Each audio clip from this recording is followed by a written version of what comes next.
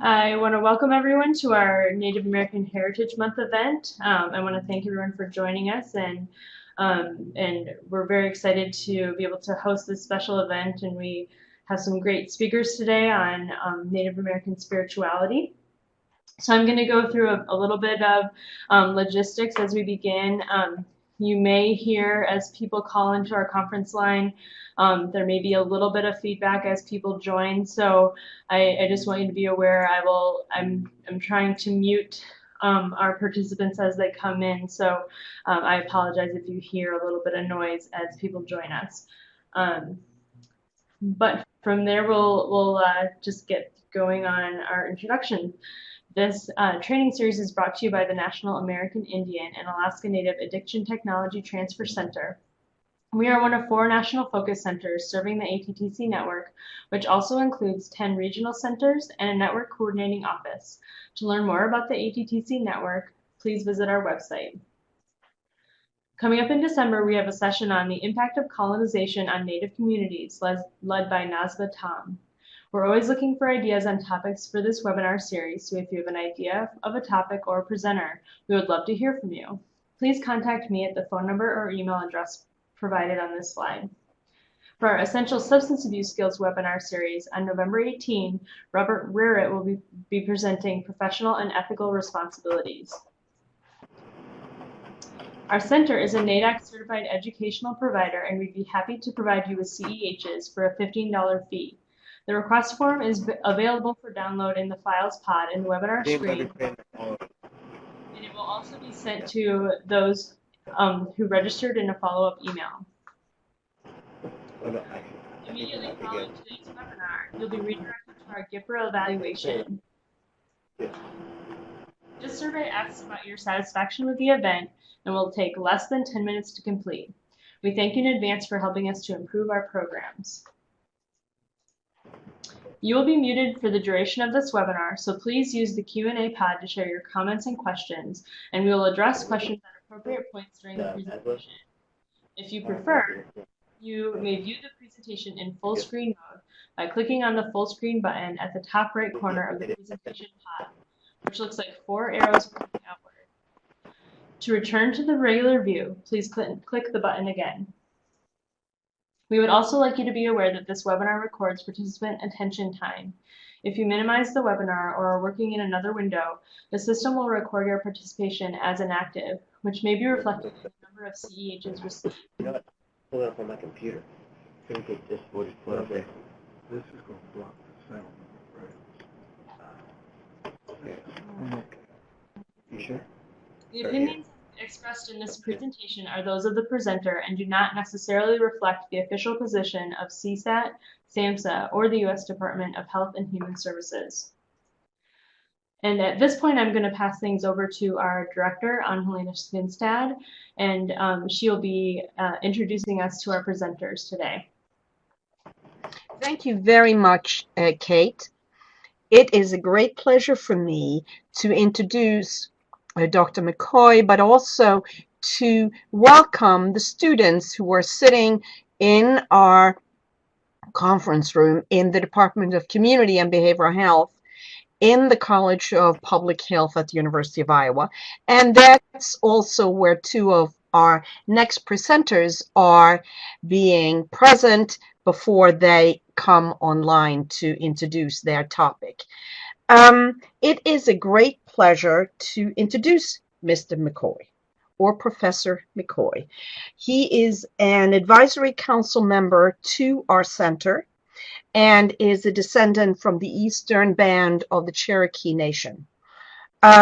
He has a very, very distinguished academic career as an epidemiologist, has published very extensively in national and international journal, and has been a mentor for many minority up-and-coming faculty members. And I wanted specifically to highlight that he was a founding member of the Special Population Scholars Group in the National Institute on Drug Abuse, and Hispanic Science Network, and American Indian and Alaska Native Special Populations Group.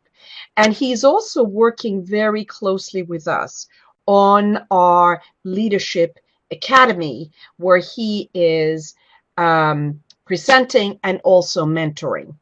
So with that, I would welcome Dr. McCoy and ask Clyde to take it away. Thank you so very much, Dr. Skinstad. And it's our pleasure to be able to present during Native American Cultural Month. And I think this gives us a time to honor and appreciate the more than 300 million indigenous populations in more than 70 countries that are still with us today. Today we're privileged to be able to speak about what I think is one of the more difficult subjects to discuss, but one of the more important ones. And if you'll look at your screen, I struggled with, well, how do we find spirituality? And I've come up with a very simple definition to begin with, and then we'll proceed from there. Spirituality is the attachment and sensitivity to that which is outside of one's self, but it has to be an extension of oneself. Otherwise, it's not spiritual. Today we will introduce the topic, and you can't talk about spirituality without talking about culture and self. And also, everyone in the audience will have possibly a different definition of culture and of spirituality. And then we want to talk a little bit about the culture of substance abuse, because Dr. Skinstad directs the training center that trains professionals throughout the U.S. And elsewhere, specifically in substance abuse. And as you'll find out later, I've had more than 40 years of research in substance abuse issue, as well as other social, behavioral, and epidemiological issues. And we'll talk a little bit about intervention design, which is very important when you're looking at any prevention intervention program. I think if you would look up the definition of spirituality, you'll find most of those definitions refer back to some sort of religious connectivity, ecclesiastical or ecumenical, some regard to that of religion. So we want to make a distinction between that of religion and spirituality. And all of you can look at this definition of religion.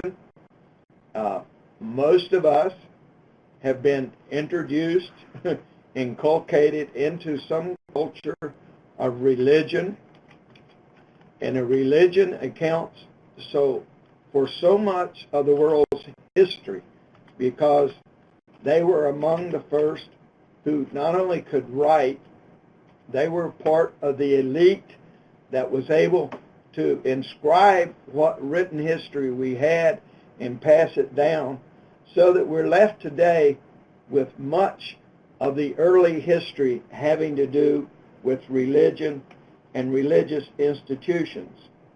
And of course, religion also has a dimension that we would also ascribe to spirituality. That is a sense of belonging and self-identifying with something. And of course, religiosity is that which we have inside of us, those feelings, and it might begin to define just how religious are you. How do you carry out your religion?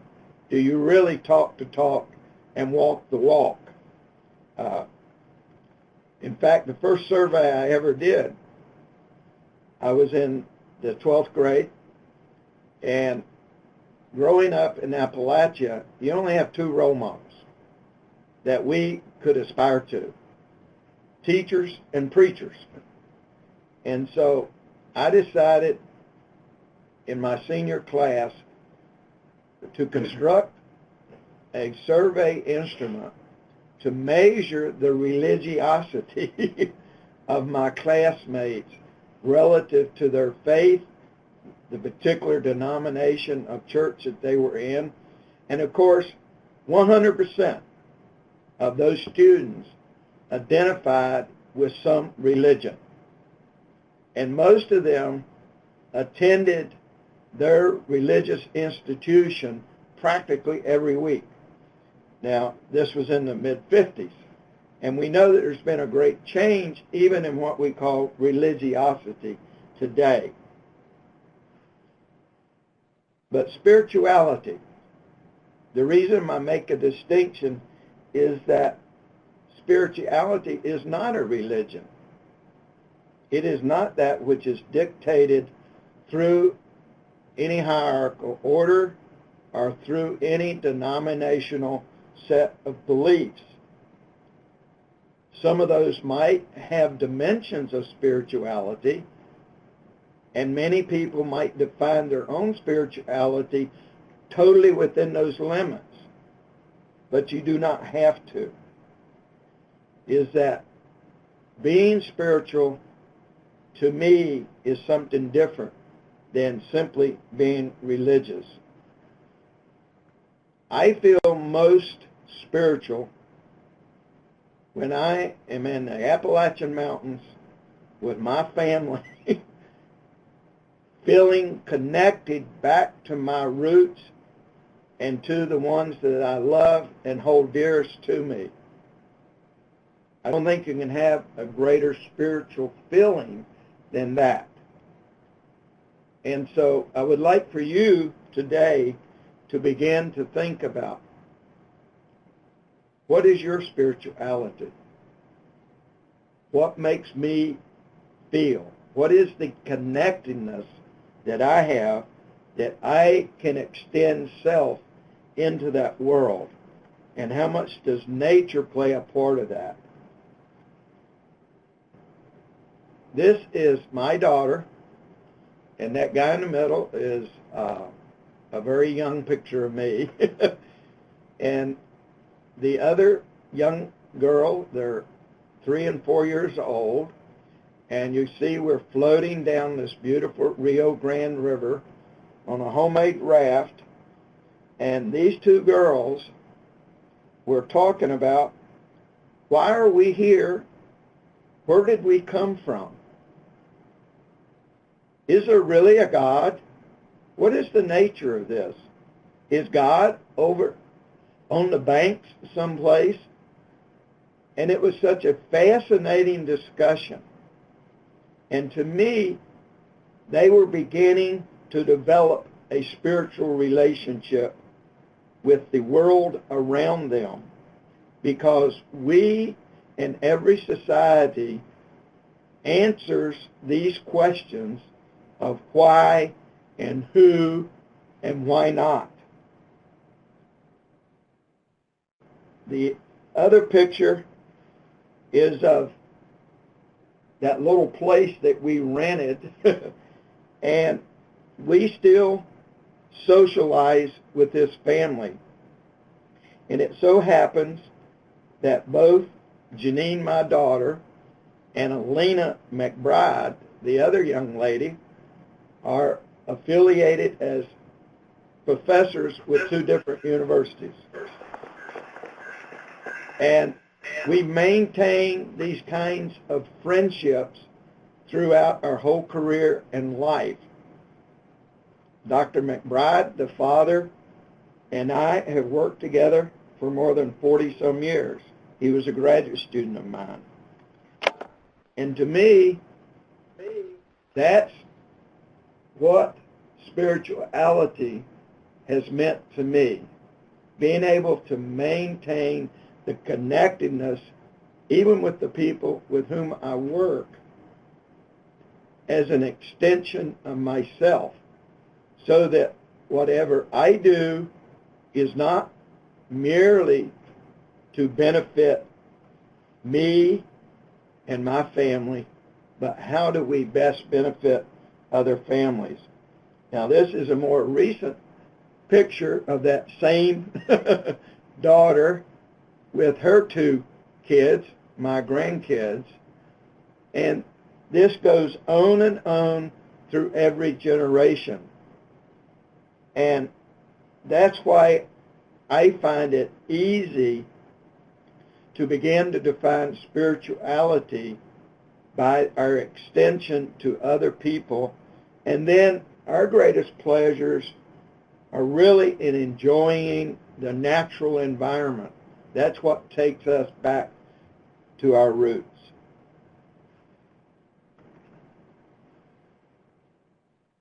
And I think when we think of the Native American traditions that have developed, many of those traditions are getting us to cleanse, to purify, to get us back to that environment in which we have grown, to allow us to again appreciate those traditions and that spirituality of our roots as we go through life. And so those become healing traditions because our spiritual life is interrupted by stress, by the mental conditions that we have to confront, and the struggles that we have. And of course, we Native Americans have faced as many challenges as any cultural group has had to face. And so it's very important for us to have healing traditions to be able to return to our spiritual self.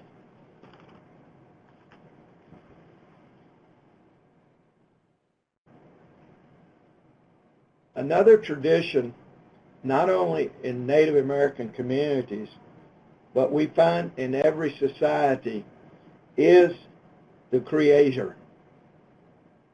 Every society has their own view and tradition of creation and who the Creator, what the Creator is. And so a medicine man is bringing us back in part to our Creator so that we can be molded more into the image of what the creation was meant to be.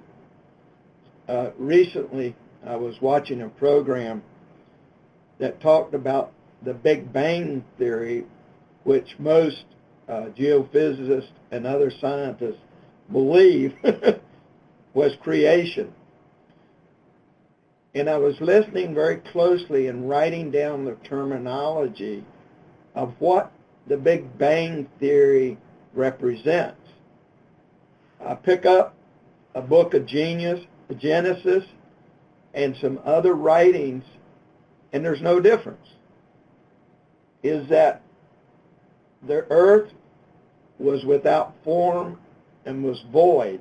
This is exactly what the Big Bang Theory says, is that at some moment, millions of years ago, there was this happening, this Big Bang that started creation.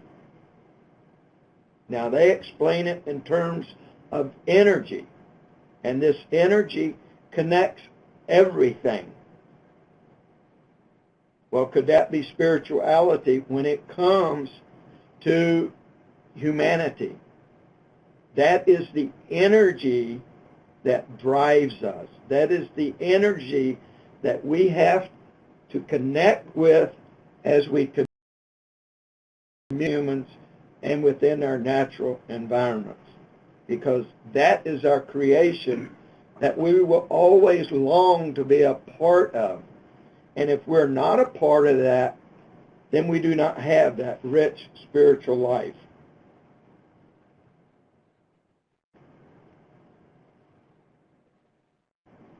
I don't think we can understand who we are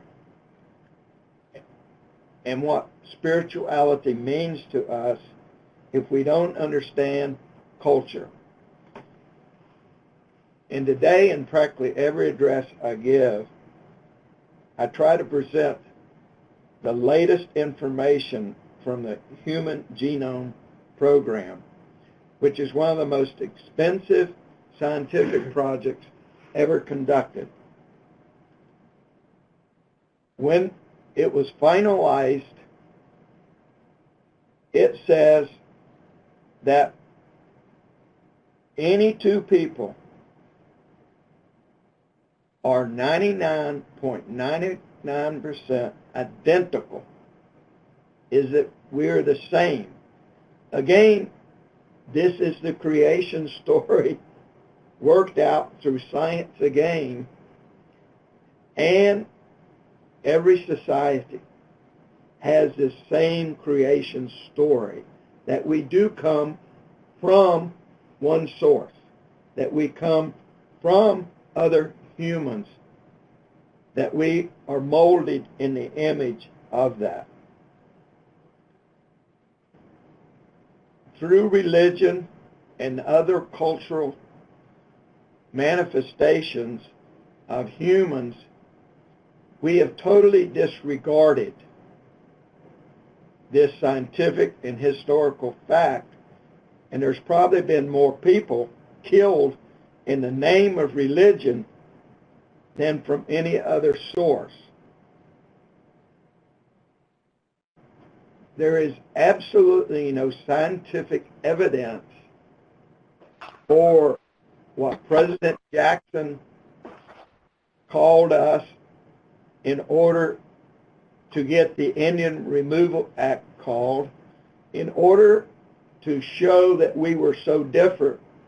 He called us savages and heathen, because we Native Americans practiced what was viewed as a very different religion than was brought here from the European continents. Therefore, we were not only savage, uncivilized, but we were heathen. And it's that labeling of differences that has divided the world ever since we invented these human organizations that gave rationale to destroy the spirituality of humanity and that whole natural world which we were created to enjoy and to connect with. Science is just becoming a revelation of that fact. And so anytime that we distinguish other peoples and label them with racial or other stigmatic cultural terms, we're merely falling into the trap of most of the world's history. It is to allow elitist, powerful groups to divide and conquer. And that's what they've done with indigenous populations throughout the world, by so labeling us as being so different that we were not worthy of even occupying the lands that were ours. So this is the importance of culture and of understanding the cultures, is that there's no way to avoid the culture in which you were born, that your families are part of, and to understand self, we have to understand those cultures. The next slide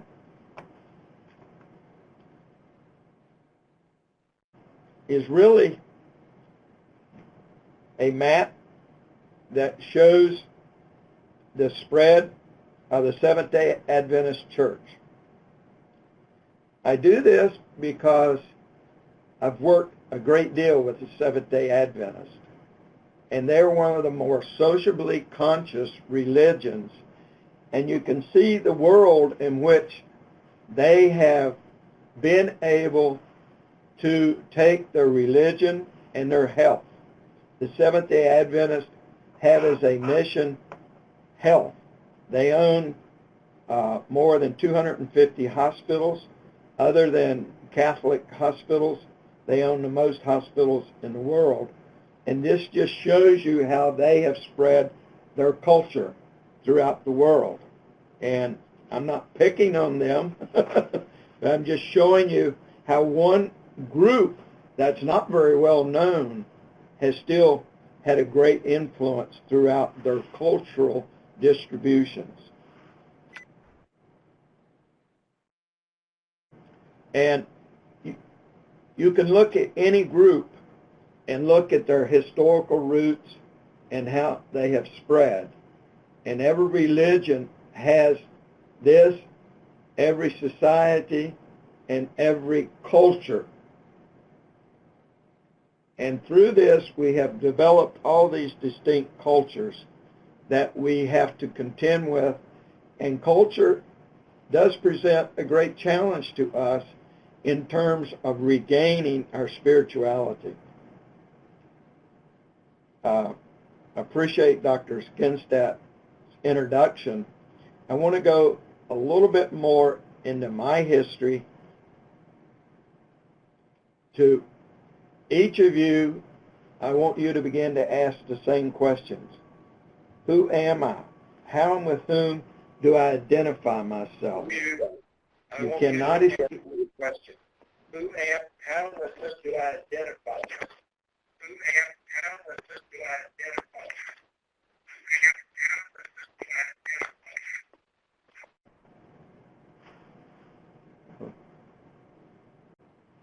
I apologize, Dr. McCoy, for that little sound issue. But yeah, I'm trying to keep an eye on when people call in and make sure they get muted. Okay. I apologize for the interruption. I didn't know. Hopefully we can go forward. No problem at all. It was an ideal time, probably.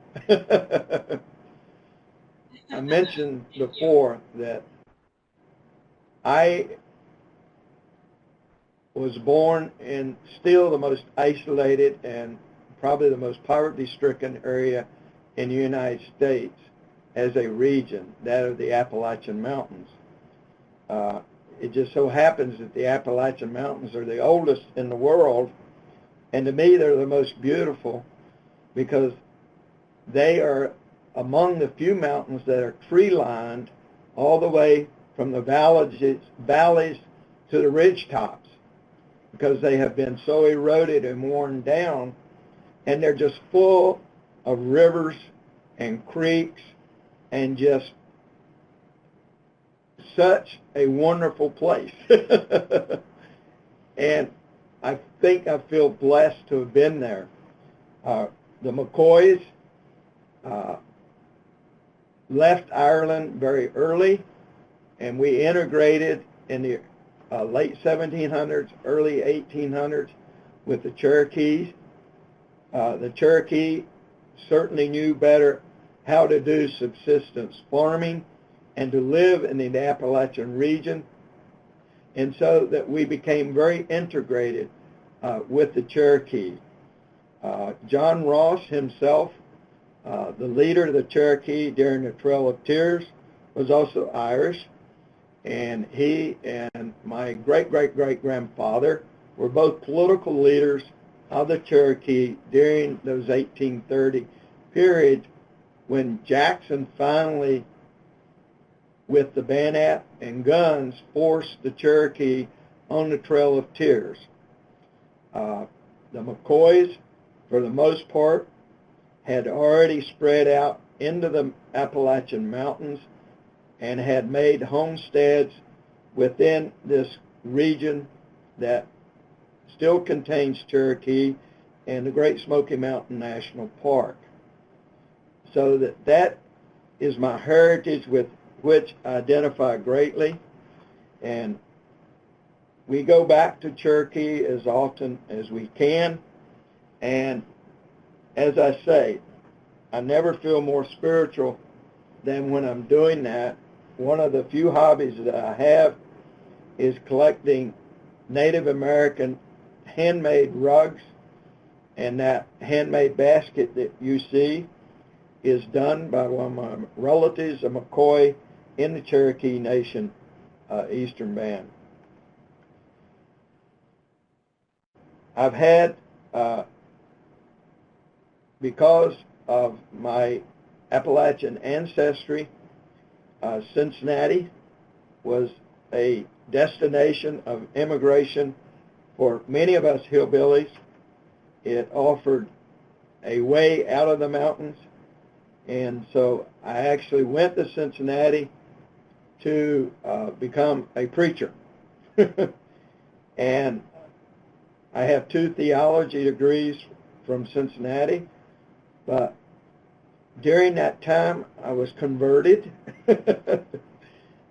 and I was liberalized, and I became more conscious of my other heritages. And although I'm still a minister, I think I liberated myself from just a religious role. And then I took on the other hat of the role models that I had of being a teacher. And so ever since really 1965, I've been a teacher, a professor, starting at Cincinnati, going to Kentucky, and been here at the University of Miami for more than 40 years. Now, each of those occupations became a cultural niche for me and began to define not only who I am, but my whole family. And being a hillbilly Klansman, we carry our families with us.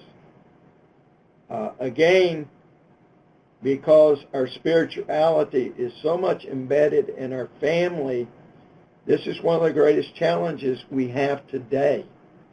How do we maintain family in this very mobile society? And most of us have not been blessed as we have to sort of bring our families with us, or we go to our families. And this is why so many people look forward to retirement today, so that they can get back to their roots and then get back to their spiritual selves that is so enhanced through the family members that we need to be connected with. During my whole career, I've understood the benefit of the multidisciplinary, interdisciplinary approaches to academic specialties. Because a great challenge in academia is that we are, as we are in our other facets of life, specialized. And so we're put into a niche, we're put into a cubbyhole that says you are a sociologist, you are an epidemiologist, etc. And I think the center that Anna Helene is running shows the value of approaching the subject matter through an interdisciplinary, multidisciplinary manner, again, so that we connect all the facts, so that we connect ourselves to that which gives us the greatest benefit of study. Because as in our own personal lives, if we allow our academic careers to be rooted and rutted in one pathway, we're not going to be as facile. We're not going to be able to approach our students and our profession with the multidimensional self that we need to be. So I'm encouraging you, as you look at your career, even if you know you're going to have to specialize in something, never forget that all of those disciplines, all of those cultures can have a bearing on whatever it is you're studying. And as we have found out by trying to redress the Native American challenges that are before us, we cannot do it simply by following one discipline, whether it be sociology or, as Del Walker, psychiatry. We have to be open to every type of discipline and approach that is going to inform us about what it is that we most need to know.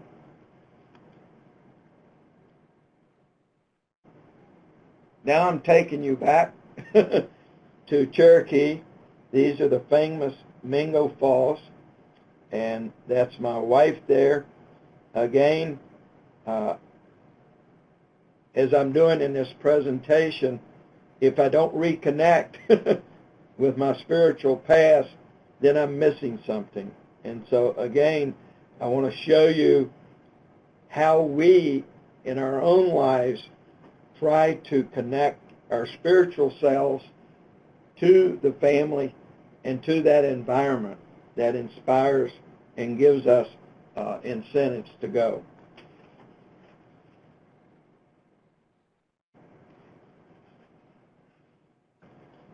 There's a very important concept that has come to us by a man named Maslow. Maslow actually came up with this hierarchy of needs as a graduate student, which is, again, I think, an inspiration, is that you don't have to wait for some of your greatest discoveries in life, is that they will come to you and then deliver. I think in psychology and in some of the other behavioral and social sciences, Maslow has had as great an influence as any one person with this triangle of needs. And I want us to redress this today as we look at what it is that Maslow brought us back in the 40s. And it's still so worthwhile for us to understand that in the cultures that we are confronted with, there are certain needs that we have to take care of, starting with the physiological, and then to ensure our safety. And then we begin to build upon that the friendships, the family, the sexual intimacy. And at the apex of that pyramid, I would put spirituality. To me, that's where we should end up. As all these other needs are taken care of, is that unless we come to the peak of spirituality, we're never going to be as satisfied. We're never going to be able to enhance our family, our students, and those other people that are dependent upon us, because out of the morality, creativity, problem solving, acceptance, we will gain a spiritual life that is beyond any of those needs that we have. I think throughout the world today, we're beginning to have a greater understanding that it's not necessarily all the acquisitions of life that bring happiness and satisfaction, but it's really the spiritual dimension that we're striving for, and those come through the interactions that we have with the other human beings that we are privileged to work and live and to strive toward.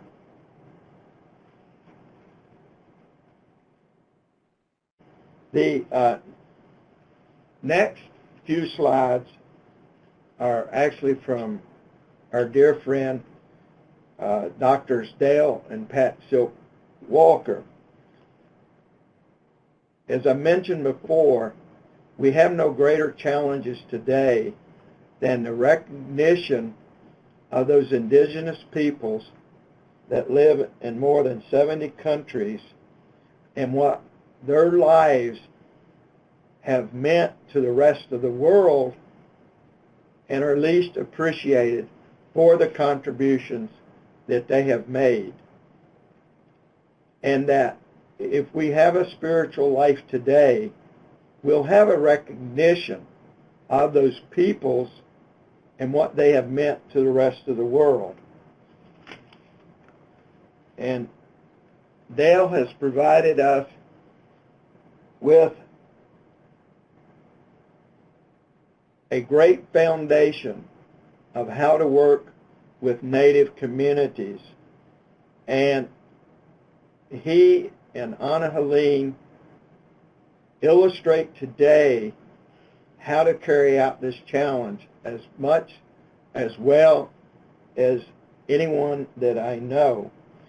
And we need more people to dedicate their lives as they have to seeking out and working with Native communities to be able to revive that which they have stood for millions of years. And I'm just going to go through these slides really in honor of Pat Silk Walker, who passed away, who helped prepare these slides, and for the work that she has stood for. And so during Native American Month, we could not honor or recognize anyone that has done as much or more and who loved Native American communities than Pat Silk Walker. And it's still being carried out by her wonderful husband, Dr. Dale Walker, a psychiatrist. And as we walk through this, Dale and Pat are showing us that there is an understanding of how Native communities work and function, and that there is an approach of understanding of working within these communities, and that it starts with the individual and moves all the way through to what we've been talking about as society and culture. And if we don't understand each of those dimensions, each of those areas of understanding, then we will miss and will not be able to work as functionally as possible.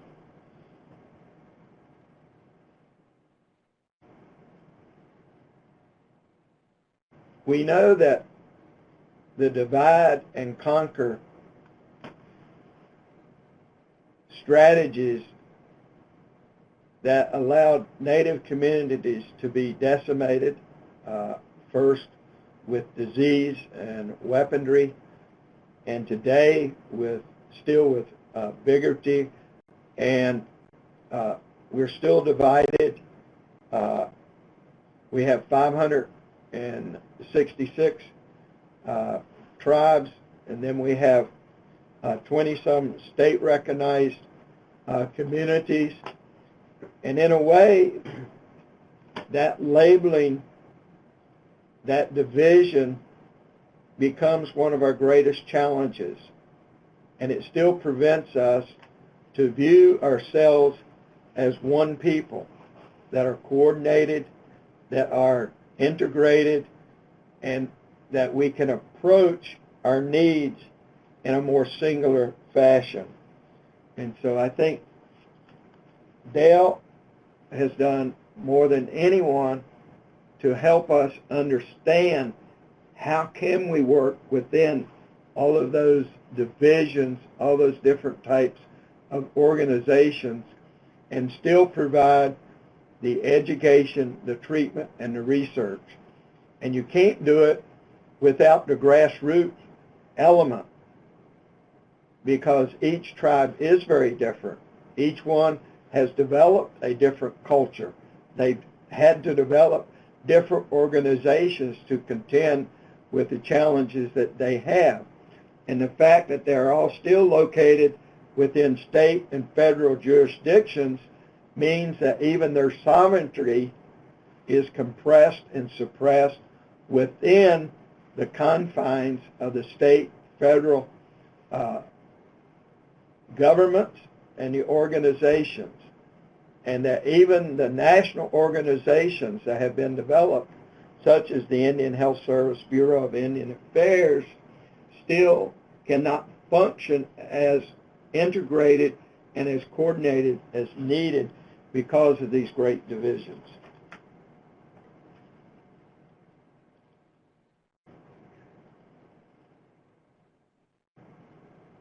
So what is my role today? And I'm going to quote Ralph Waldo Emerson. It is not instruction, but provocation that can receive from other soul.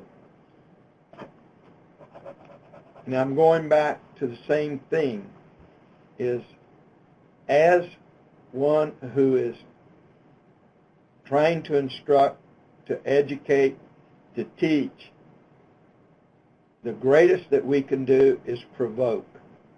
How do we provoke you to action? How do we provoke you to go that extra mile, to get out of your comfort zone where you're really having to stretch your soul and your mind so that you are going to be able to accomplish that which is needed.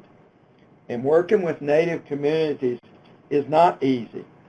There are many more pathways that are easier for you.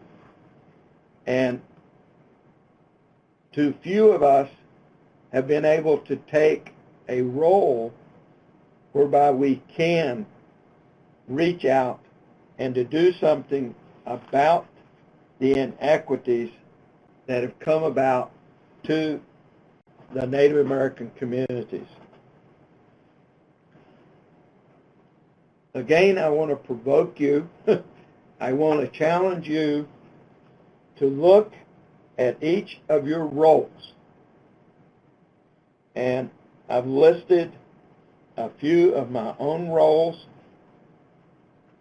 and think about the relationships that come out of these roles and how are you going to mold your life in order to accomplish those things that you have, and in doing so, how are you going to maintain your spiritual self? We're born into a culture that dictates some of your roles. There's very little you can do about that, and it is going to make a mark upon your life. The culture indentation, the cultural imprinting in your life is going to be far more than the DNA, because we know the DNA doesn't differ that much. Here, I was born in an Appalachian community that's still among the poorest in the country. I was born with a famous name. It became famous by my ancestors. We will forever be linked as an Irish family that fought the English family, the Hatfields.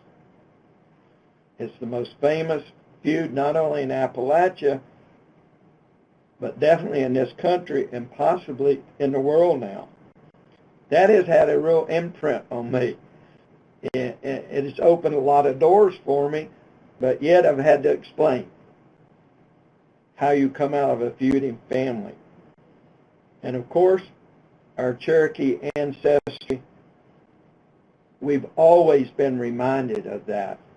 I think there was a time in my life when I probably wanted to escape all of these identities. When I went into the big city, and as a hillbilly, people couldn't understand me. During the 50s, being an American Indian wasn't seen as being a great thing at that time. You were stigmatized as a minority group. Each of us are given these birth identities. Some of them will allow you to open doors, but others of those identities will close doors for you. But it's how we begin to respond to them that will dictate what we do in life. We will have these various kinship roles. Do we foster them? Are they really beneficial to you? Will they be a benefit to you in the future? And you will develop these kinship relationships as you go through life, and they become more and more imprinted into you.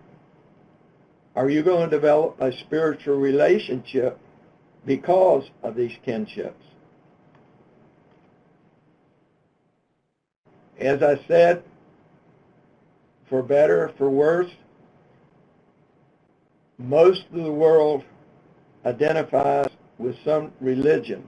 That was certainly true in my life. I ended up working my way through college by preaching at two different churches, Liberty Church of Christ and the Mount Washington Church of Christ. It still follows me in my life, and for the most part, it's good now. I think there was a point in my life where that religious identity was something that challenged me, that I really had to escape. It was not serving me well, and it would not have served, I think, the people that I work with well. But by retaining that identity today, it does give me a chance to reconnect with family and friends as I carry out a religious function for them that they feel that's important to them. So each of our roles can have a supportive function if we allow it to happen. And to me, that's where the spiritual connectivity comes, is that when you take your role within a cultural function and can extend that and make it a benefit to other people in your lives. Of course, education. And very few people have had more education, formal education, than I've had. I was in college for more than 12 years. I guess as a hillbilly, it took a lot more to take. And I've been very fortunate to have been affiliated with a lot of academic institutions. And today, I wouldn't trade an academic life for any other role that I have. I think an academic life isn't one that will bring the most wealth, but I think in terms of healthy relationships, it has served me well. But that's a challenge that we all have. We have an opportunity for education, and so how is it going to influence the job that you take? And it doesn't have to be just one job. There's a number of jobs that you can carry out if you have the right educational background and foundation. All of us are born as a citizen in some community. And because of that, we have certain responsibilities in that community, and we have to be certified to do some of those. I never thought too much until I was preparing this as to what a privilege we have to be a driver. You have to be licensed. You have certain responsibilities there. It allows you to do things in your society that without it would present a lot more challenges to you. We complain about being a taxpayer, but at the same time, that provides us all the infrastructure with which we can accomplish the other things. And if we had to provide all this by ourselves, it would probably be impossible, because we've gone beyond most self-subsistent economies to having to be a citizen, an employee in the world so that we can sustain that hierarchy of needs. It might not be our choice, but that's the challenge that we have as we develop ourselves today. Are we going to develop the passions that carry us through life? Merely carrying out functions is not going to give us the satisfaction and give us a foundation by which to build a spiritual life. And so, figure out what your passions are. What gives you the greatest thrill? What do you look forward to do at the end of the day? For me, my job provides so much of that passion. But for some people, their passions are awaiting the escape of their job. And that's okay. What are your leisure pastimes? Does that help you create more passion? And does it connect you with nature and with the other people? Because that's another opportunity that you have to enhance the spiritual life that you're building.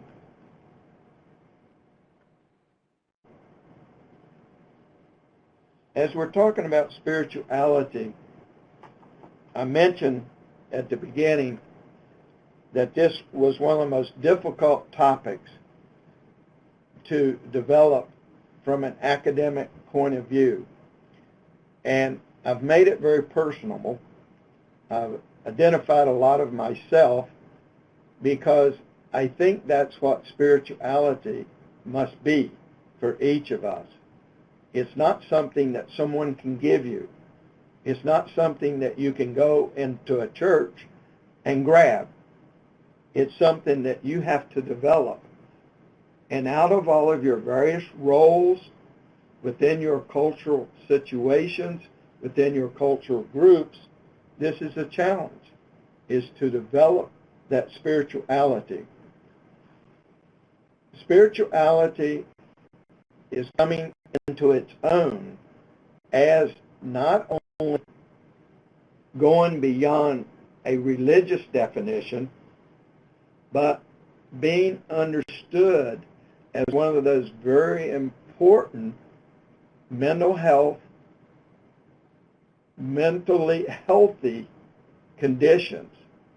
And this is being recognized globally as there is a new call for inclusion of spirituality into the practices that cover all of behavioral mental health.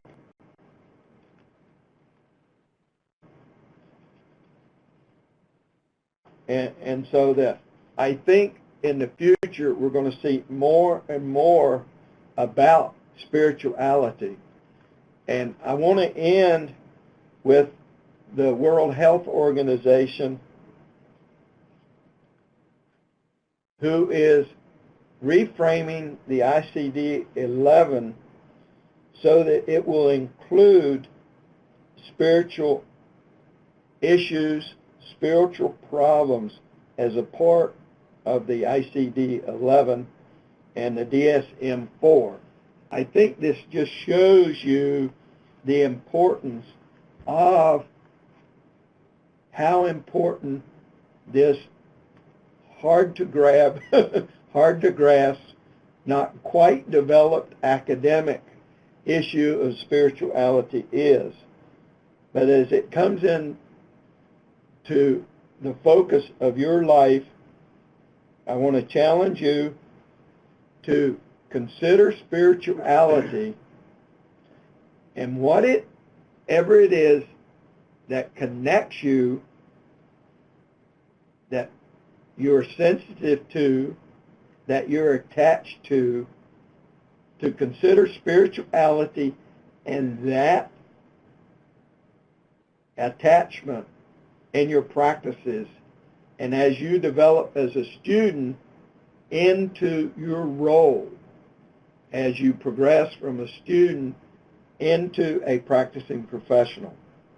I thank you so much for your tolerance today, and I appreciate this. And this is my most spiritual time. This is me with my 2 grandkids this past summer on the Oconaluftee River in the Cherokee Nation. Thank you so much. Thank you so much, Dr. McCoy, for that wonderful presentation. And I just wanted to encourage our audience to submit questions. If you have questions for Dr. McCoy, we're going to take a little bit of time for some Q&A at this point. And then we're going to take a short break as we switch from this presentation to the next one with Sean Baer and Ray Slick. So please submit your questions in the Q&A pod, and we will respond to them as we can. So Dr. McCoy, we had a question that came in while we were discussing Maslow's hierarchy of needs. And this question came from Jessica. She's asking, she's curious why spirituality wouldn't be at the foundation of that hierarchy. So I wondered if you could respond to that. I think that's an excellent question. And I think you could look at the entire hierarchy. And I think that should be the point, is that spirituality should be a part of every one of them. And I think you're right that spirituality is one of the foundations. Can we have human life without spirituality? Possibly we can exist, but would it be a life worth living if you don't have a spiritual connectivity to all of that? And so somebody needs to redo this. And again, that's why I invoked Dale and Pat Silk Walker. I think Dale reacts to this in the same way. But thank you for that question. We have another question from Sivan. I'm sorry if I mispronounced that, but they're asking that actually a question about terminology. So would you share your thoughts on what is the most appropriate way to address the community of Native people? I've heard many different preferences, such as Native American, American Indian, Indigenous, First Nations, Native, and by tribal affiliations. Is there one way that is generally considered the most respectful or preferred by community members? Again, I've never been involved in any American Indian, Native American, Indigenous, First Peoples group that hasn't had this question. And I think each cultural group comes up with their own definition of whom they are. It's interesting, in Australia, their museum is called First Peoples. And that term is becoming more and more formula-driven. Is that I love that term of First Peoples. Of course, the term American Indian is something that was ascribed to us, but at the same time, it is an identity that has become acceptable and something that we tend to accept now because we can differentiate ourselves from where the origin of that term came. It's interesting in talking about the formulation of the creation story and who we are, is that most peoples, regardless, have a term for themselves that mean we the people. It's referring to them as that group or as the chosen ones. And of course, when you say chosen one, you're getting into the differentiation that, well, maybe we are more chosen than some other group is. And that's what we want to avoid.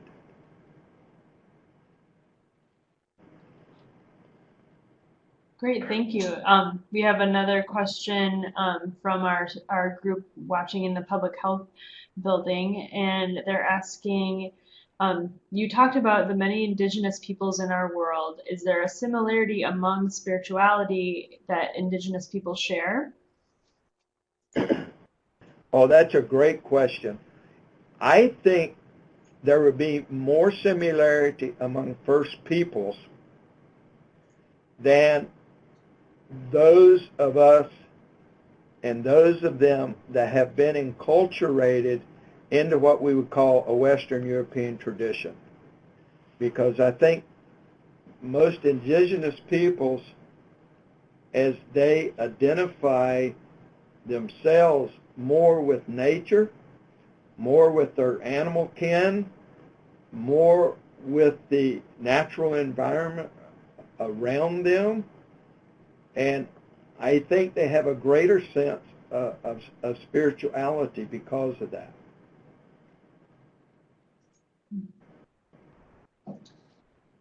We have another question here from Nancy. She's asking, oh, sorry, did you have more to say about that? Well, I would carry on that, is that I did a paper one time on why the Native Americans chose the particular Western European religions that they did, because most Native American communities have been very much impacted by Western European religions. But what I found doing that is that there was still a maintenance of the more spiritual, expressive connectivity to their culture, even if they accepted some of the other beliefs and rituals, and that there was greater practice in those traditions than necessarily in the Western European rituals. And so I think that would be true of most First Peoples, even if they adapted themselves to other religion or other belief systems. I think they have a greater adherence to those traditions that I would call spiritual.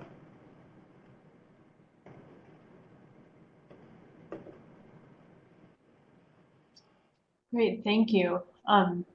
We have two more questions. We'll take time for these last two more questions, and then we'll take a short break. So we have a question from Nancy. She asks, tribes who have their beliefs and spiritual bases eliminated, how can they revive those without the knowledge? It's up to us. I think it's up to us, and that's a great challenge, is so much has been taken away. It's not just the land and our culture, but so much of our traditions is that we have to renew those traditions that are most spiritual. And I think that, again, is one of the functions of all of us that work with Native Americans. And I know Anna Helene, it's amazing the amount of travel that she has done to begin as a non-native, to understand these very rich cultures and traditions. I know she's traveled more than 100,000 miles since she's been on this project. And we need more people that do that. I've mentioned Dr. Dale Walker. He visits at least 50 different Native American communities every year. And the more people that do that, I think the more richness that we get in that knowledge. But without knowledge, no.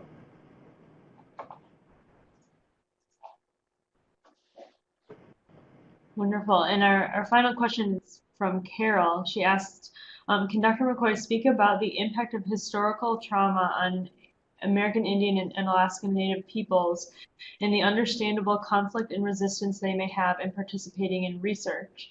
What is the best way to overcome such resistance in this evidence-driven time? Excellent question.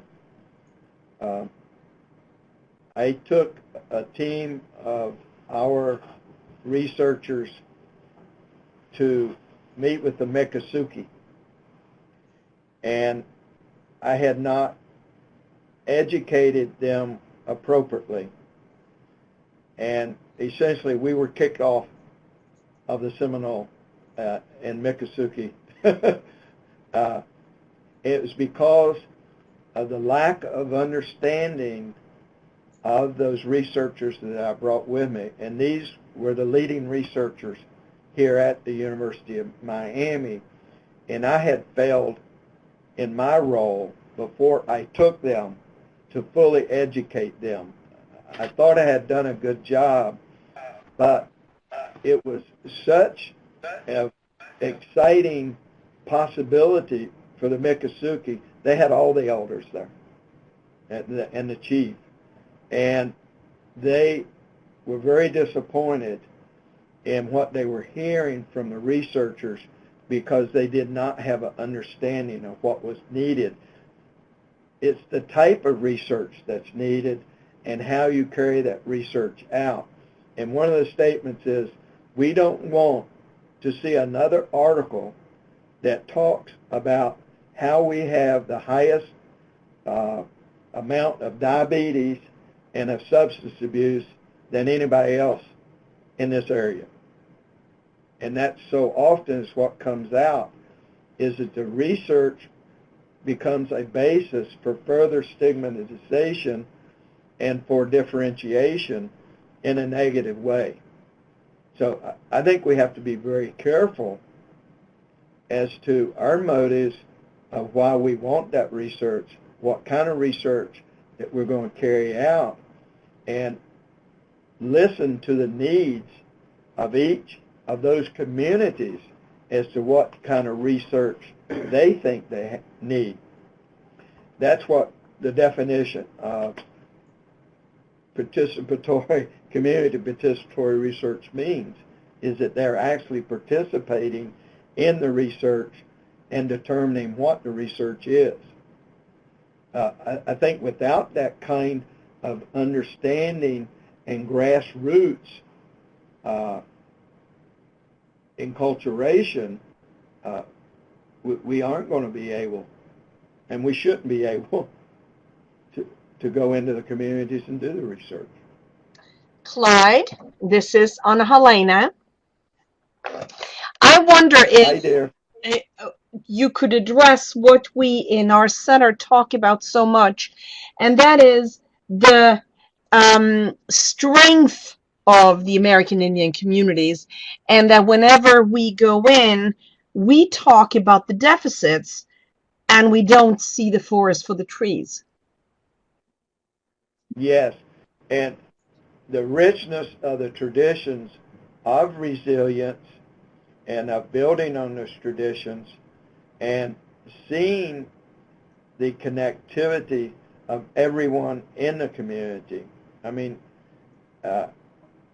you've got to build on the strengths that are there, and the historical trauma that exists will not be overcome until we are able to really build on that resistance, build on the strengths that each of those communities has.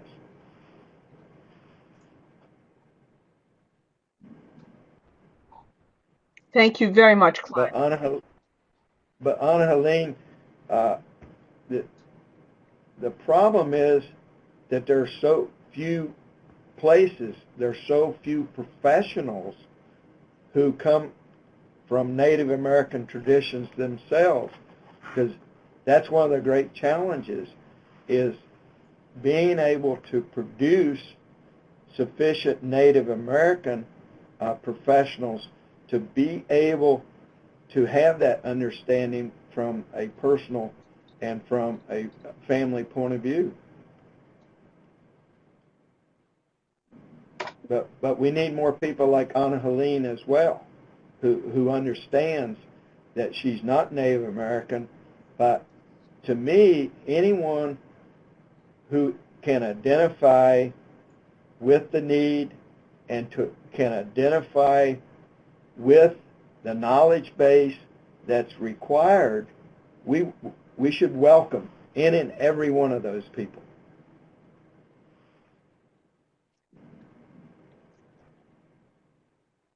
Thank you very, very much for this wonderful and thought-provoking presentation.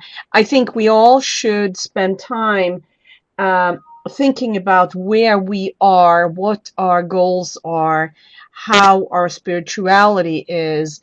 And I had to do that myself to be able to appreciate the richness and the strength of the American Indian community. So thank you very much. As always, you have given a wonderful and thought-provoking, as you said, provoking presentation. And I'm sure that we all will have many thoughts and ideas afterwards when we've gone into ourselves and started thinking about where are we in this process. And I think especially when we're working with behavioral health disorders and also with public health issues, our main thing and the best way to help our clients or our communities is to look at the strength that the community has. So thank you very much.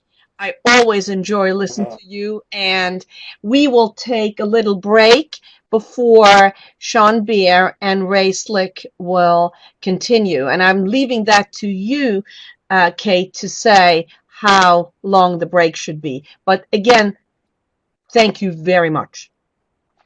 Well, thank you for the opportunity, and I thank Alex Mendez here with me and my daughter Ann Janine for helping to put this together.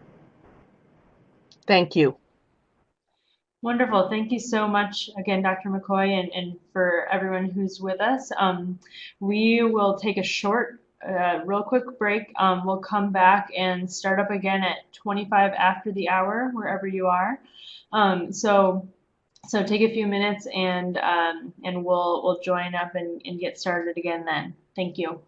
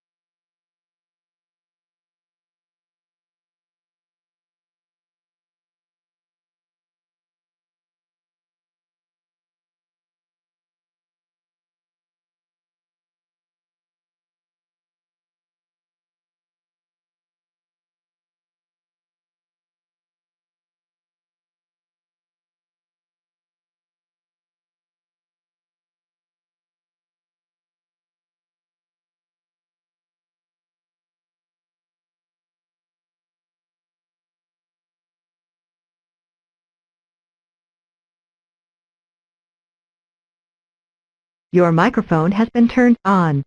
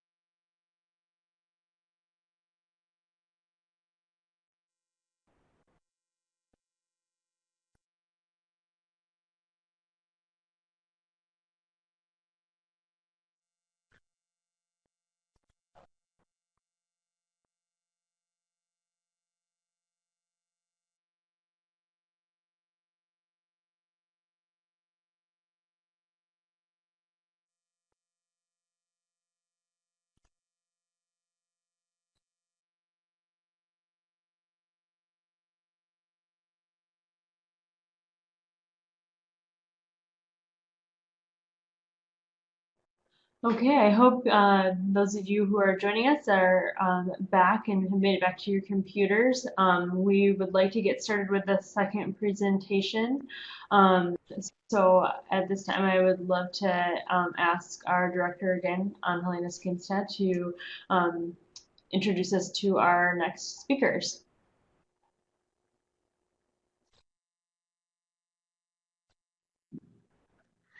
Sorry about that little delay. I had a little problem with the electronics. I would like to introduce our two speakers, and for the students who are in our department, our two speakers joined you for lunch in the beginning and now have been going back to where they're giving their presentation. So first, let me talk about and introduce you to Raymond Slick. Raymond Slick is a Meskwaki tribal member and is a member of our advisory council. He was together with Dr. McCoy and Sean Beer, part of our spirituality roundtable discussion last year during our American Indian Heritage Month. His education is from Haskell Indian Nation University in Lawrence, Kansas. He from the University of Iowa here, and also from the University of Northern Iowa, and he has an MSW. He has a very extensive experience working in not-for-profit and also for-profit organizations.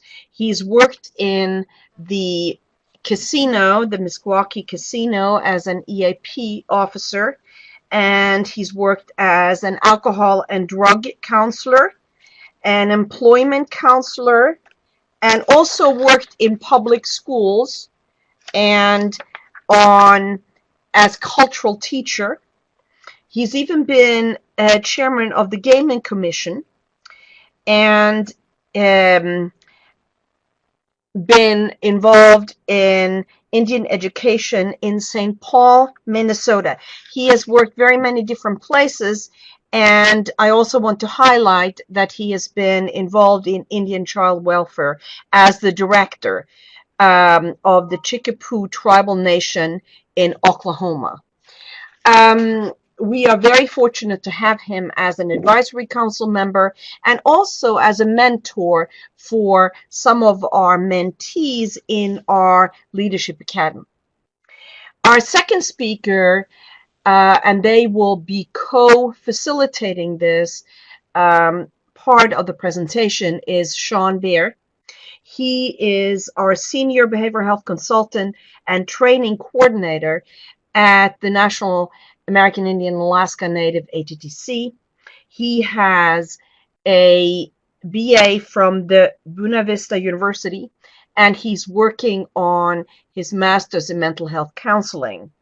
He has worked very much with adolescents as a substance abuse counselor and is a proud veteran from the 82nd Airborne. He is very passionate about his work, is a very good trainer, and is, because of his experience within the Army, he is also working on specific initiatives to help American Indian veterans returning to civil life. So, with that, I would like to invite both of you to share with us the presentation I have developed on spirituality. So take it away. Okay, first I'd like to introduce myself. I'm Sean Bear. I am from the Meskwaki tribe in Tama, Iowa. I am from the Bear Clan. And my name is Raymond Slick Jr., Meskwaki tribe, Tama, Iowa. And my Indian name is Ben Bahek. I'm with Wolf Clan. Oh, and then my Indian name was Gil Cook.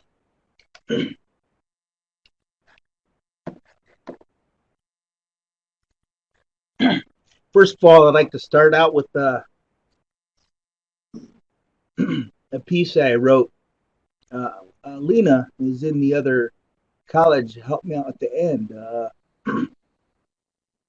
Do not give in to anger or fear, or you may succumb to hatred and despair. But fight fiercely with love, that you may attain peace. And part of that has to do with if we hold on to things in ourselves, if we are fearful all the time, or if we are always angry, we become more hateful or in despair. But it's like if you use love in all that you do, and you will have more peace within yourself. But also, there's a phoenix in the background. And I know that not a whole, it seems like some people have forgotten that there was also the firebird within at least some of the native beliefs. Many of them know of the thunderbird, but there was also what they called a firebird or fire eagle.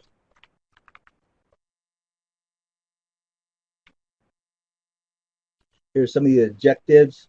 Looking a little bit more insight in traditional American Indian, Alaska Native culture and belief systems, the role of traditional healing and practices, knowledge of how adequate cultural understanding has led to misdiagnosis, further misunderstanding of American Indian Alaska Natives, and learn how mandated use of evidence-based practices, which are not validated within the Native population, is problematic in Indian country. We start out here. It's like, long ago, many people, their lives were based around their spirituality and or religion. So I found it sad that in today, many people's lives, they base these very important aspects around their lives instead. The heart of Native teachings and practices, tradition and culture, to my knowledge and my teachings, were based upon spirituality. Many of our beliefs of spirituality is basically the same, even to cultures beyond the Americas, to that of other indigenous peoples from around the world. And the reason I say that is because from all that I've been taught, different medicine peoples from around the country, is that many of our belief systems, our practices actually came from the spirit world, either from the creator or those that he sent to bring us those messages. And that is the reason we practice those, what season we practice them, how we practice them, what things are to be prayed for. But it's like asking certain spirits, those who work for the creator, to help us with that. Also, this is Ray again. This belief in spirituality comes from the when it was in the beginning, the creation story. You know, the Creator had told all the spirits that you must serve the human being. So a lot of gifts were given to the Indian people, and in these gifts came these ways, the ways of the bundles, the sacred bundles each of the tribes had, the drum, the rattle, the songs. They all came from the spiritual world. The different kind of spirits that came to the Indian people, you know, they wanted to give this knowledge to help the Indian people to make sure they survive, to get them through the seasons, and it was passed on from generation to generation. These different ways of learning and different ways of doing things with each season, and so it was. And today, it's very hard to hang on to this stuff because the language and the acculturation process that has taken upon the tribes, and we struggle to hang on to this stuff. Most of the stuff, you know, given to us by the spirits, it's still there, and lots of times it'll take a commitment to hang on to this stuff. That's what I believe. Okay, some of you may have heard about the split feather syndrome. It's like about the time they had started like ICWA, there was right before that there was many native youth being placed in non-native families for placement. Well, during this time, many of these children were diagnosed with mental health disorders. There was some agencies they wanted to find out what that was. So what they did was to look at all these, but what they found out was that many of these native children were actually displaying innate gifts that were an ability to see or hear spirits or to feel things that the other cultures couldn't at the time, or maybe certain ones could. But that's how a lot of that started to come about, and then they started to place children with native families from that culture. Even young babies who had never really experienced the belief systems within the tribe were still displaying these gifts.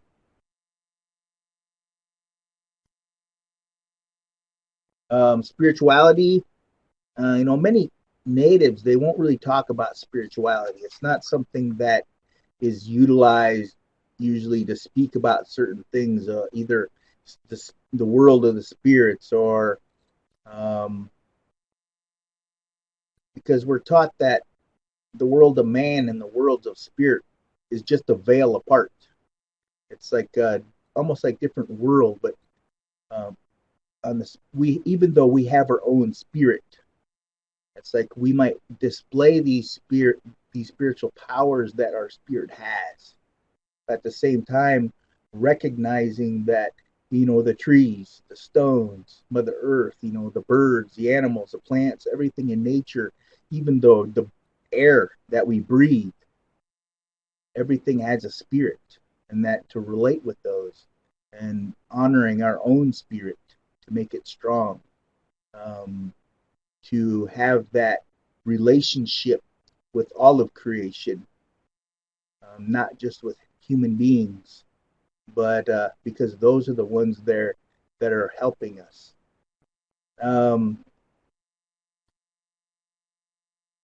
It also speaks about spirituality as or spirits as those that are unseen by most. But they also relate to spirit helpers, spirit guides, ancestors that are walking with us. Sometimes these are animals, birds, that might be elements, there could be certain things and so forth. Even like the grandmothers and grandfathers of four directions, and also remembering that in creation, things are both balanced within male and female. This is Ray. I believe, and most Indian tribes believe, that when you get an Indian name, named like my Indian name was to the wolf spirit, and Sean was the bear. It gives us strength. That's why we get an Indian name. I was given that Indian name soon as I was born, so I rely on the wolf spirit, and so it's like that. We depend on our Indian names to gain strength from those spirits at the beginning. And as we grow older, we might gain another Indian name, either from a medicine man or from an elder. And, and those Indian names will strengthen us again. And I know some Indian people have at least 2 or 3 Indian names. But sometimes those Indian names gives us strength. And even though just one Indian name is good enough. So spirituality is starts at the beginning when we're born. And our teachers, the family, the grandfolks, the uncles and aunts, and then the medicine men, we need to hear. If we don't hear them, we need to clear our minds through different ways of doing those things. And spirituality can really work for Indian people. And lots of times, we don't hear that, but we need to open our ears. Our ways of doing things are sometimes like oral tradition. And nowadays, with the acculturation that's upon the tribes, they're making use of the technology, the written material. Lots of times we still miss something when we use those things. The best way is oral tradition. So spirituality is basically listening. When I spoke with my grandfather, who lived to be 113, he died in 1994. I tried to write down some stuff when he started speaking to me. He said, "Grandson, you're going to have to put away that pen." And the next day I tried to trick him and had a little recorder there. And right away he knew. And he said, "Turn off that recorder. And the only way you're going to learn is the way I learned." He said, "You're going to listen and put it inside of you. Oral tradition." That's what he was talking about. That's the best way to learn, he said. Yeah, that makes a really good point. Looking at some of the old stories within our tribe, they would talk about native peoples would confront certain things in the spiritual world, and many times it was with words, but they realized back then it's like there are words that have power and they do things. So it's at the same time, it's like when we tell ourselves that we're no good, or we tell ourselves that in such a way that is negative, it affects us because it's like instilling that. So we should always talk good about things because it carries about that power. And at the same time, it's like with the Indian names, it's like your name will help guide you in life too, even though it's many times it's as like a power for protection.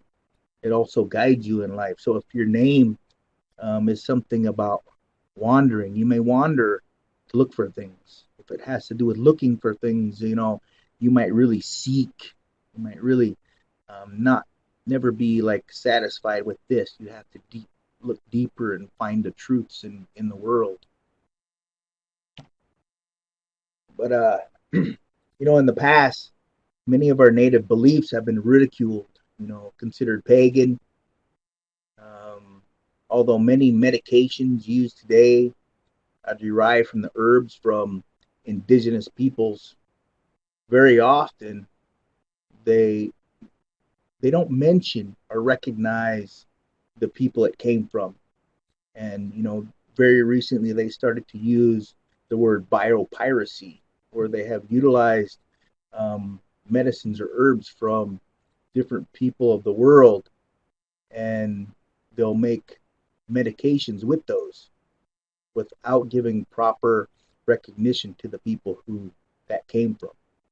The healing practices, utilization of smudging and articles are consistently regarded as symbolic, ritual, without knowing what is actually happening, spirituality in regards to the healing. Also, it's like, for instance, a rattle. Maybe it's made with a turtle, for instance. The turtle spirit can work through there in order to bring out sickness of the body. And remembering, it's like that we are all, in a sense, just particles of creation, that we are energy. It's like even the energy is kind of becoming almost like at a spiritual level, which it can work on those sicknesses, those diseases, and help people.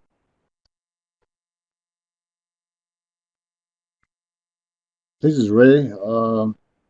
I've seen quite a few Native American healers from different tribes.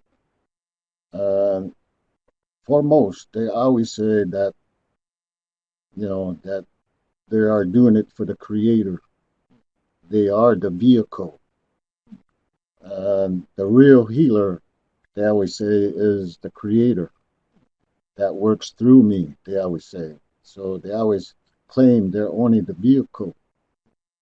So when you approach these healers, give them respect for sacrificing themselves to be used in that manner, so the Creator can heal the people.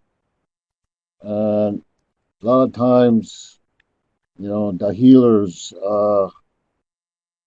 go through many things, like fasting, in order to achieve the connection to the Great Spirit country. And, this is the way for healing for our Native Americans.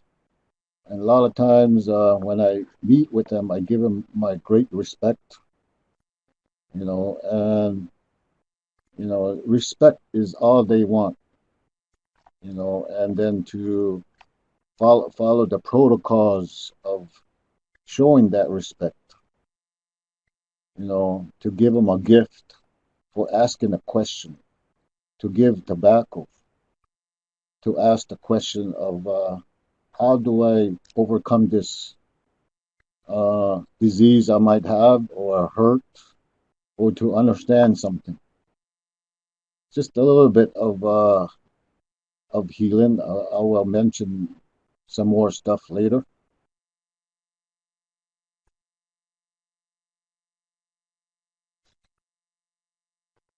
Okay, along the way, you might hear of like how natives and indigenous peoples from around the world came up with herbs and medicines, such as either from the root, leaves.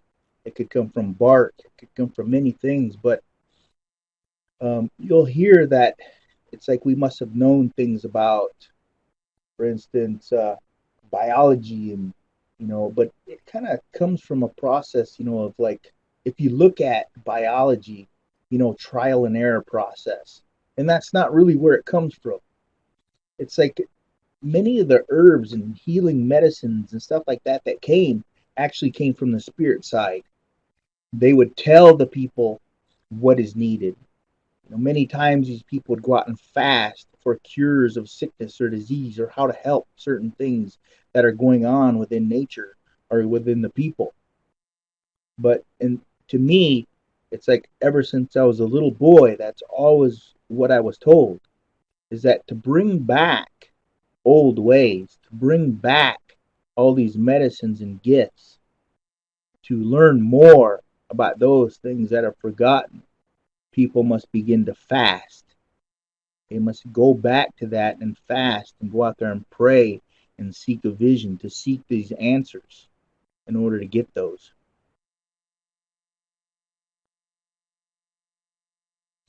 It's not easy. This is Ray again. It's not easy to do those things. A lot of times, a lot of tribes lose their teachers. Those teachers cannot be found. And a lot of times, fasting is very sacred. And a lot of times they wish, some tribes, some people wish, Indian people wish they had those teachers there. You have to look far and wide to find the right kind of teacher to help you with this fasting. It's not so simple.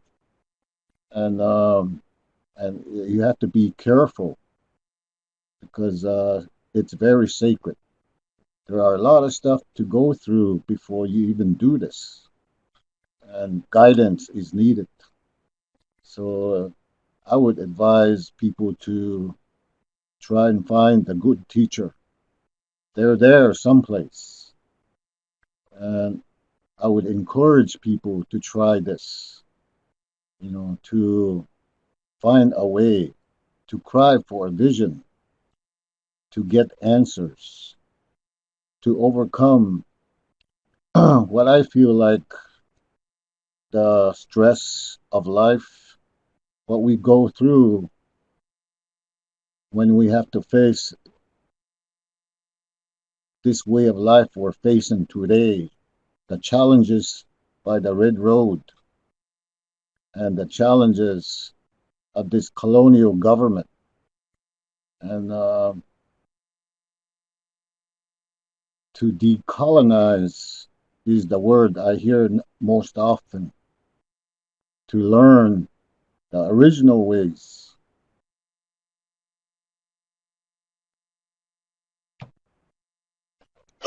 So then I know many times it's like they talk about medicine. It's like with the natives, medicine is pretty much everything. It's even considered at a higher level than just spirituality. But when they talk about the difference between medication and medicine, in the natives, it's going to be different because medication is more of what you get from the medical field. Medicine to the natives has to do with either the medicine that are in these plants, the medicine that are in the roots and the things and the powers, and medicine might just be viewed as this person holds medicine, even though you might not see anything. This object has medicine. These plants have medicine, and those are the things that are used to help the people. That's why sometimes if you ever work with natives, you talk about medicine, they may become a little bit confused and like, what do you mean by that? Once again, this is Ray. Medicines, they are, I would say, in the traditional sense, are lifeblood. And they bring tremendous healing to our bodies, our mind. And these medicines also give us clarity, strength. And, when we deal with the plants, we know that the plants have spirituality. We know they have a spirit. And when I got some help from a medicine man one time, he said that plant was shown to him by a spiritual entity to use for this particular person, and showed them where it could be used for to heal that person. This is the way I've seen it. Medicines are very sacred, and different combinations of them can really enhance a person's health. And also, different kind of medicines will also give protection, and to protect a human being, because we need this protection as we walk on this red road. In many of the public education systems, they talk about when Europeans came to the Americas, they came for religious freedom. Yet through the process, it's like the people of the Americas, their freedom of religion was outlawed. For instance, in 38, in Mankato, Minnesota, there was 38 spiritual people hung. And in Canton, South Dakota, there was an asylum where they committed Native Americans. Some of these were out of political reasons, and many of them were either spiritual people, healers, medicine people, because many times they held such a power or influence over the people, even more so than their chiefs or leaders did.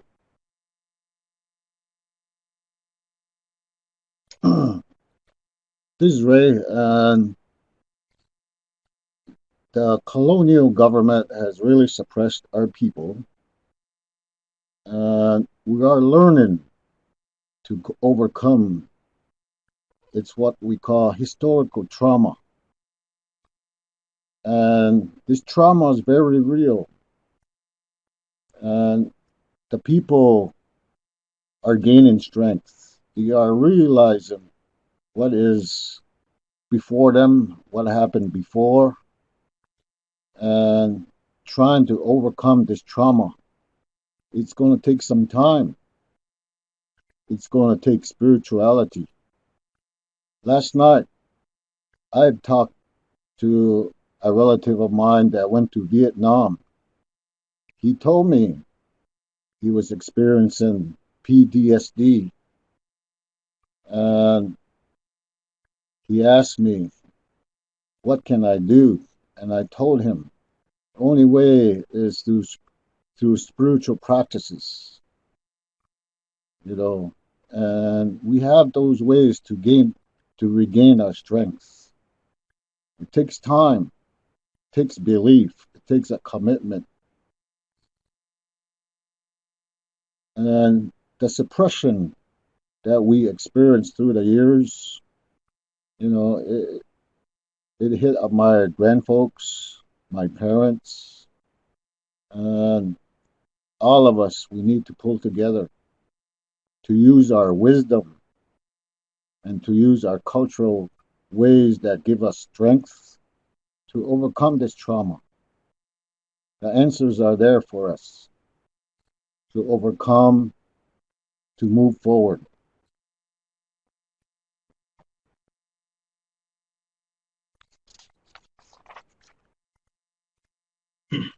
You'll see here that Native American Freedom of Religion Act came into effect in 1978.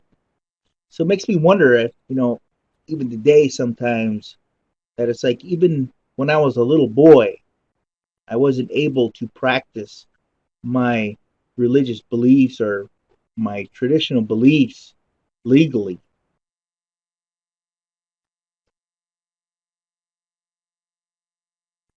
All through the years, Native Americans had the answer.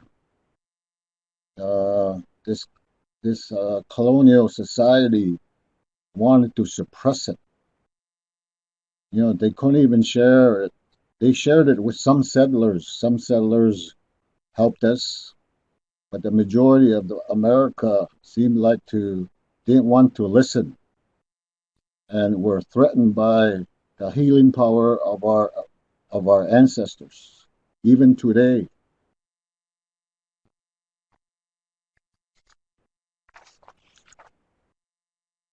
You'll see here, it's like in the medical field, you'll talk about tradition versus non-traditional. It's like here's the WHO had put in traditional, today's modern medical fields and stuff. It says the sum total of health, knowledge, skills, and practices based upon theories beliefs and experience indigenous to different cultures, used in the maintenance of health, of physical and mental illness. And you'll see here the non-traditional methods are considered alternative, homeopathic, complementary. They're a broad set of health practices not part of the country's own tradition and not integrated into the dominant healthcare system. Here, looking at from a traditional or native standpoint, the traditional is actually Native American traditional medicine is more comprehensive of all life, balance, and the symbiotic relationship and respect, but also recognizing, interacting, and reciprocally in a real relationship on physical and spiritual levels. We would consider non-traditional as the Western approach, new, adapted, adulterated, combined, or new age. But it's like with the native to traditional medicine, it's like actually building relationships with these medicines, such as a plant that says, it's almost like, hey, use me. I can help you with this. There was even those who, people, if they need to be healed, would never actually even have to pick that medicine at all. All they could do is go over there, lightly hold the medicine when it was still in the ground, pray with it, and that healing energy, that medicine would come into their bodies to actually heal them. This is Ray. In my experiences, I've had real life experiences. I had one sister that had a cancer, and I told her, you can go see this man. He lives in Canada. And there was another sister. She asked me, what can I do? She also had cancer. And I told her the same thing. The first one I told, she did go to Canada. She did get some cure, and she still lives today. I'm thankful to the Creator for this. The second sister, she didn't go to Canada. She chose the Western approach, or this modern medical approach, to use chemotherapy, to use all that stuff. We lost her after she struggled for quite a while. So that's my life experience of those two. So then you'll see here, it's like with the medications, the medicine, it's like approximately 75% of all medications today originate from indigenous knowledge. And a lot of those things, you'll see that it can kind of come under biopiracy, because a lot of these indigenous knowledge, these plants, these things that are being used today, they don't give the credit to where they got it from. For instance, like aspirin may come from usually comes from the Asian tree. It's like a willow, has that aspirin qualities in there to help people. Here we'll talk about American Indian practices. Many of these can kind of based upon how one was brought up, how they were raised, what they were taught, or how they were groomed. And you'll see as it goes down the line, it's like traditional people, it's like they were brought up or raised that way. A spiritual way, they're taught in a sense. But a medicine way, you're either taught or groomed to become that way. This is Ray. A lot of times, what I hear about the way we're chosen, the way the Creator chooses, or the spirits choose. A lot of times it would be in the blood, intergenerational. A lot of times you earned it. You went to fast on the mountain, or on a hill, or in a lodge. You got gifted. A lot of times you would have to respect that gift. And this way, the traditional way, they're all in one. They're all together. A lot of times, it's very hard to talk about because these are gifts we're talking about for each of the people, and they're out there, and they're different ages, and I give them great respect, and I hope they gain the strength from the people because they are serving the people that learn this way, what we call our way.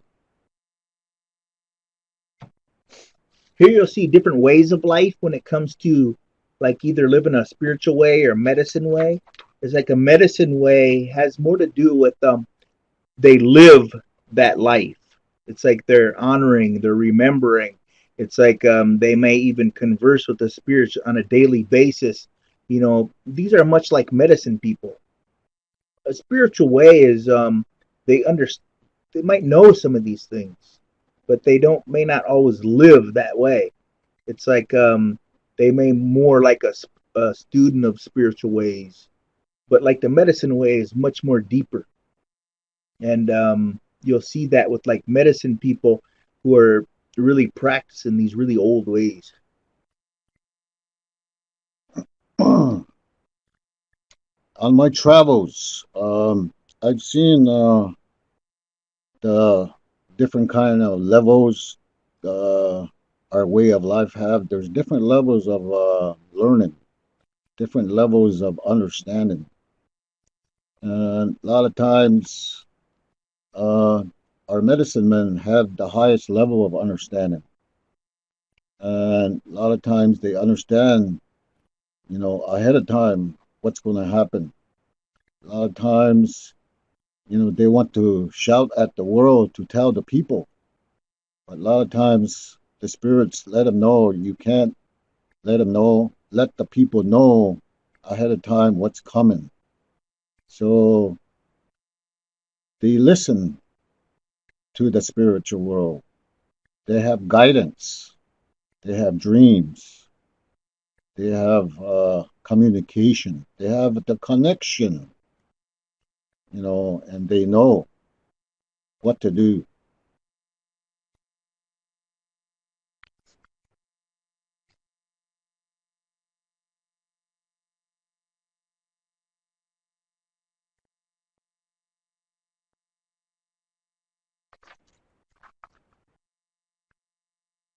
A lot of times, what we call harmony. And harmony is the main thing that we want as human beings. When you're in harmony with nature, when you're in harmony with the plants, the animals, and the birds, you have that connection. When you're in disharmony, this is when this is when you get confused. This is when you get lost. This is when you get hurt. This harmony is when you're not connected and you can become sick and you wonder where you're going. A lot of times harmony, the creator, the law of the creator was for us to follow harmony, to respect nature, to respect the plants, our grandmother earth, and everything that is living. And because they were the teachers to us, nature. They taught us something. And a lot of times harmony is what was needed. When a person that lives in this red road or the medicine way, they will know they are connected. They are guided daily. They will know what to say. When you're in disharmony, you kind of get lost and you don't know what to do. And you ask questions. sometimes nobody has those answers. So I would encourage all human beings to try and understand what is harmony, what is disharmony. Also, as harmony, you can think of also as balance. Because in nature, there's a balance between male and female. There's also that harmony and balance between nature, for instance, in the way they live. If there's a certain plant that is eaten till it's gone or destroyed, animals in that area may begin to die. And it's a way of nature's becoming either balance or harmony, because then when the animals begin to die or birds begin to die, then it'll affect again those plants where they'll be able to grow back again. Keeps a balance. But also with like nature and like balance, what they kind of try to teach us is that there's a balance between male and female. Just as a balance between within each person is a male and female balance. Remembering that we come from our mother and our father.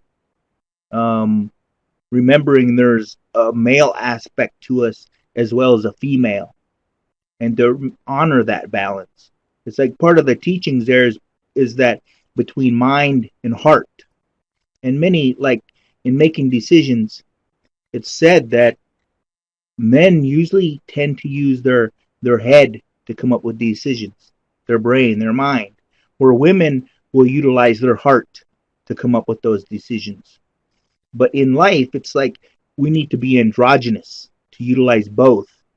And they say that the hardest road or the hardest stretch one will ever take in your lifetime when looking at the Red Road teachings is that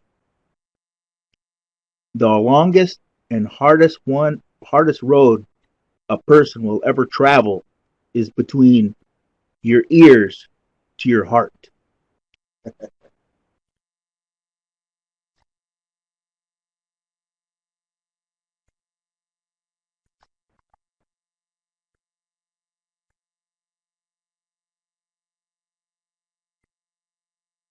Okay, here what's the harmony is like tribal cultures usually interpret disease and human suffering as disharmony.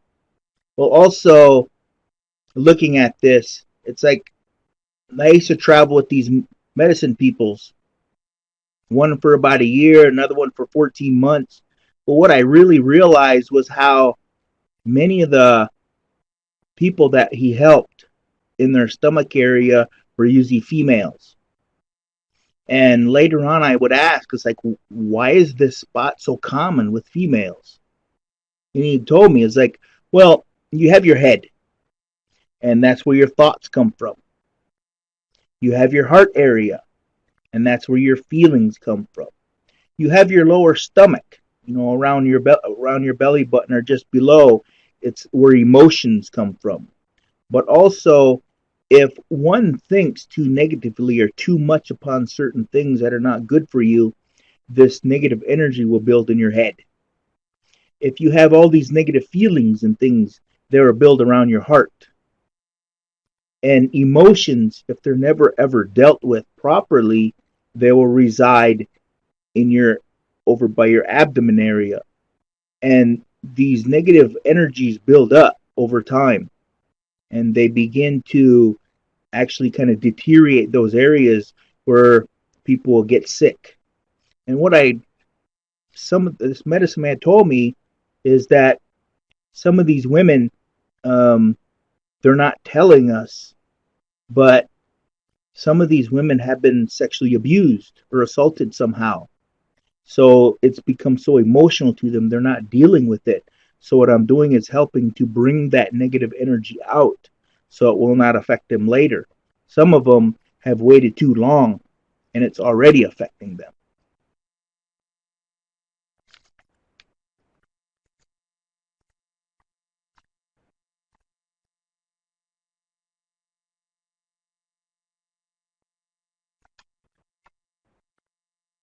The medical theory arises from the reasoning that medicine man can control the forces of nature and hence make disease yield to his personal effects.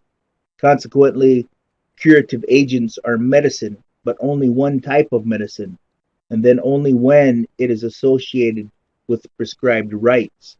If you look at different medicine practices, different medicine peoples from around the world, it's like they have different ways of healing. Well, those practices and those ways were taught usually from spirit in order to bring that thing about, or to bring it out of the body, in order to place this healing within themselves. It's like, for instance, they have either a bone or tubes, they might call them, where they're actually bringing this sickness out of the body and putting it into a bowl of water and then blowing in this healing. But usually what they miss kind of certain things about it is because you see only one aspect, this physical thing happening, when actually before they ever started, the medicine person would call upon a certain spirit to come within their body. And then when that's going on, that spirit is the one who's really doing the doctoring. He's the one doing the healing. And then when they were done, this medicine man would drink all that sickness that was put in that bowl. And I asked him, I was like, aren't you afraid you'll get sick one of these days? And he kind of chuckled and he says, it doesn't stay with me. When the spirit leaves and I send him on his way, he takes that sickness with him. So it'll go and put it somewhere where it'll never bother anyone again. There's different ways of healing. This is Ray again. You know, you have your, I've seen different kind of medicine men that use peyote also. American Indian Church, Native American Church. And I've seen healers there. And different kind of healings. Some people heal in a sweat lodge. And there's many different ways and kinds. But also be mindful that when you do seek this kind of healing, that you talk to people before you approach a medicine man. There's protocols in approaching a medicine person, and those protocols might involve tobacco, and also to have a gift, and to ask a proper question. Because a lot of times these medicine men also know that you're coming. And a lot of times they know if they can help you. And they also know that what you're told what to do, if you're going to actually do it. So this is how extensive it is.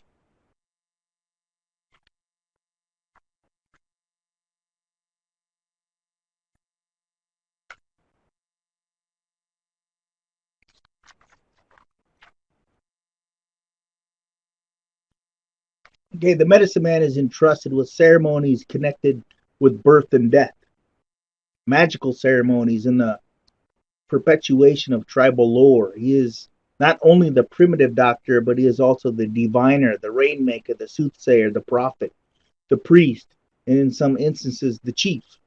Some of the better known American Indian chiefs were, in fact, medicine men, such as Sitting Bull, Geronimo, Cochise.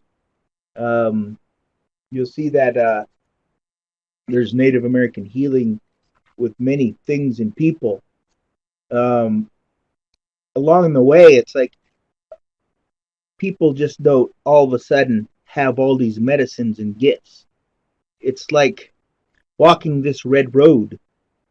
They come across things, and then it could be problems in their life. It could be problems that they come across or whatever, but some of these things are actually tests to see what they'll do with it, to see whether they will be trusted with a stronger medicine, because sometimes things can be used in a wrong way. So many times they have to be trusted and tested beforehand.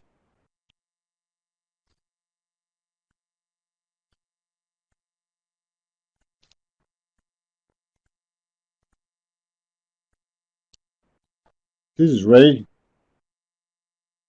These people mentioned on the screen, Rufus Goodstriker, Jim Jackson, my grandfather, Sue Gannett, his Indian name. Rufus, I've known for 30 years or so, came from Canada. When he was alive, he already left us. When he was alive, he could cure a lot of things, and some of those was cancer. He said to have traditional knowledge in healing and knowledge of the use of medicine plants and roots is a gift from the Creator. This is his words. Jim Jackson, he used to come to our community in Tama, Iowa, to heal the people. When my father died, Jim Jackson was chosen to be my adopted father. And Jim is no longer with us too. He said at one time, to be a healer traditionally, a person has to have fasted 2 to 4 days and had to be blessed from the grandfather spirits. He told me many stories of his fasting and how it only took him 1 day. And he was so thankful that it only took him 1 day to get his gift. How lucky. Then my grandfather, Sue Gannett, he lived to be 113 years old. He died in 1994. Most of his life, he was healthy. He knew a lot about our oral tradition, and he spoke about the plants, and he said he describes that most of our traditions are spiritually based, that to learn about plants takes a long time, and there are special emphasis in prayers when you deal with plants, he said. So I really thank these people that were part of my life. They were good role models, they were good teachers, and good with oral tradition. And every aspect of how we can run into these kind of teachers is what I ask the Creator for all Indian people to have good teachers.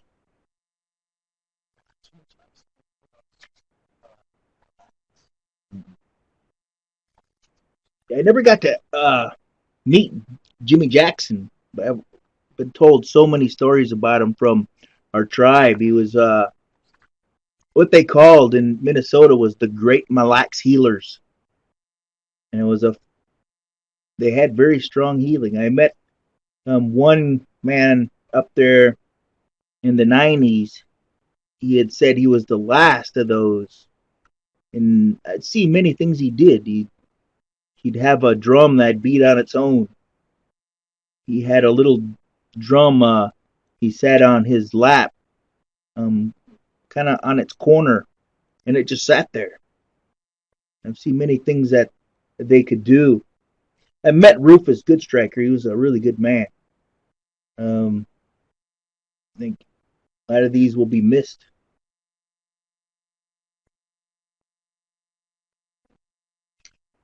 This picture here is Rufus. He was considered my adopted father too, and that's his wife Selena, and that's me, Ray.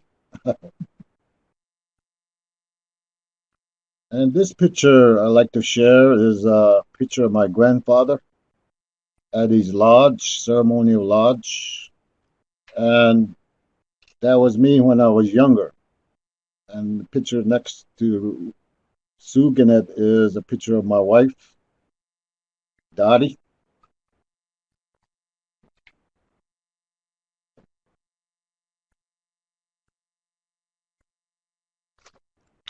You'll see here some of the healing methods Some are the smudging, sweat lodge, ceremonial feasts, or actually going to a traditional healer. There's also traditional healing plants, and each nation has their own teachings to use. The tribal stories, um, again, with the power of words and things, are no power greater than the natural laws. These powers were set up by the Great Spirit in such a way that the human beings has no access to it except by obeying. If we choose not to follow the natural laws, our lives will be filled with confusion, tension, anxiety, and stress. One thing I find that hard is that sometimes many of these really old teachings and old ways are not always followed.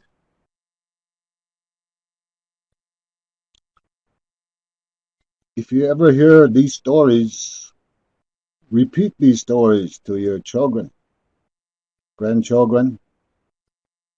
Try to make sure it is passed on.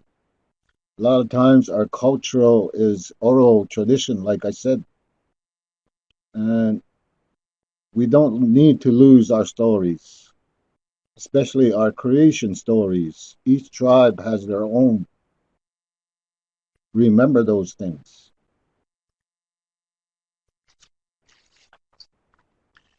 For medicines for life is remember to try to get the right understanding from those people who know that, the beliefs, proper respect, and tobacco, and definitely prayer. You'll see that the beliefs are really going to play a big part in it because they say that if you don't believe in them, you may not get that healing that you want out of it. Right understanding means to have a good frame of mind. A lot of times, our younger generations struggle with substance abuse. We always ask them to come to a ceremony 4 days to be sober before you get to a ceremony, and we ask them to use not to use drugs 4 days prior to a ceremony, and also to respect the different kind of rules we have for females in attending a ceremony. These are basic beliefs, and most of all, belief is a commitment. If you have a commitment, the Creator will know, and that guidance will come. If you have the proper respect and give it all the respect you have, the Creator will know that too. And most of all, if you want to communicate with the Great Spirit country, tobacco is utmost important. A lot of Indian tribes have their own tobacco, what we call Indian tobacco. But the other kind of tobacco also works. So if you want to communicate, use that tobacco. And prayer, know how to pray. The Creator is always first. Okay, here we get a little bit more into the creation story, and part of that it has to do with Turtle Island, which I'll get into after this. How human beings came to be, because they say we were not always human beings. When we first began, we were spirit. The animals, nature, and life we are to learn from today, as we had lost so much knowledge before that we had been able to teach the animals and nature about things. And today we have to rely on them to teach us, also from the spirits.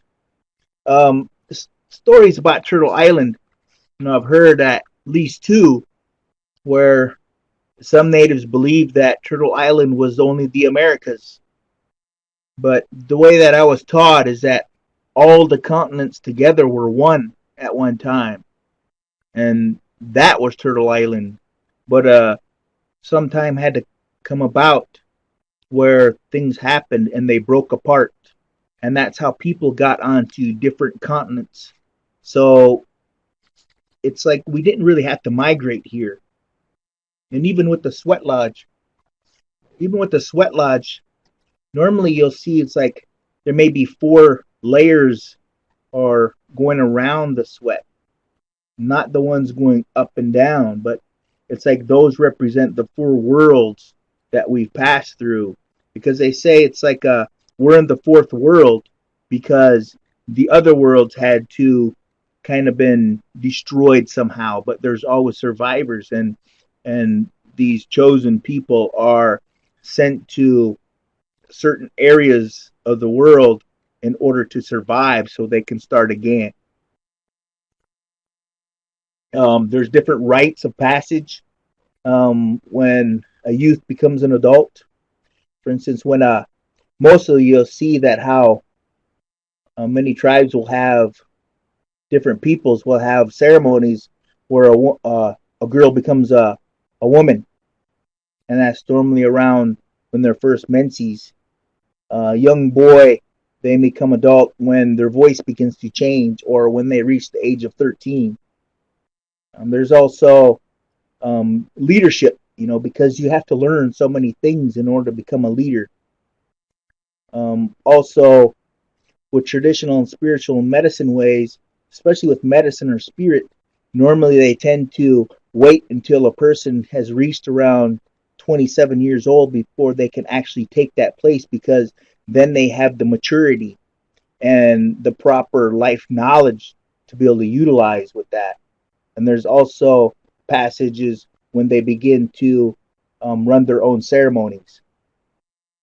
The Red Road approach, the way that I've always been taught about, is a Red Road actually goes around the medicine wheel. So it's like each stage that around the medicine wheel, you may learn from spirits, grandmas and grandfathers, and those from the western direction, and then the north, the east, and the south, and then back to the west. It's like there are those who can actually complete this stage in one lifetime, but also there are those in the past who have been able to go through this cycle over and over again in one lifetime to gain much more knowledge. The Red Road approach, this is Ray again, is very real. It helps a lot of our Indian brothers and sisters in their struggle with substance abuse. And it is used, in different parts of the treatment throughout the country. And if it's not being used, it should be used. Because identification is very strong when you're struggling with substance abuse. And when you give them a strong identification, such as this, the Red Road approach, more times than none, it will work for them. I've seen a lot of American Indian people that seek treatment. They go into a sweat lodge, and that's all it needed. And they stay with sobriety after that. It's very important to try and instill that identification factor. Identification should be strengthened, because with that identification strengthened, the people that are seeking treatment, our Indian brothers and sisters, will succeed more times than none. Red Road approach is our strength. You see, there's teachings about this road as a spiritual road. It's one that we travel in spirit, but also utilize those within our physical life. It has to do with what we come here to learn in life. It's everybody's going to have their own individual road. and there's going to be obstacles, things to learn along this road in life that'll teach you what you need to learn in order to pass other tests. But all at the same time, it's like what you've come here to learn in this within your life, or different lives, you might say, is to evolve higher and higher. One is the brain and heart connections. Also with that part is the male and female, and also with that is it's the hardest path to make. But the thing about it is, the more this path is taken from mind to heart and back again, that road becomes larger and larger and more wide, so that it's easier for these two to work together. Another point on spiritual road is, when you know how to travel the spiritual road, you will have the strength, you will have the knowledge and wisdom to overcome those obstacles or to learn from them. There are very many negative things out there. Even today, when we do our presentation, we do this with prayer. At the first dawn of light, we asked the Creator to help us for this presentation to reach the people. Whoever may be listening, to listen with clear ears, clear minds, to catch our message that spirituality is very real, and that the red road is very real. And this is the only way. You'll see here with a medicine wheel, some say the 4 directions. Also to remember that there are kind of like 7 directions actually.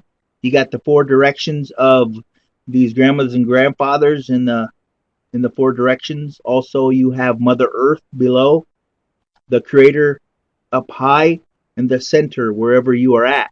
Some will actually say the center is your heart.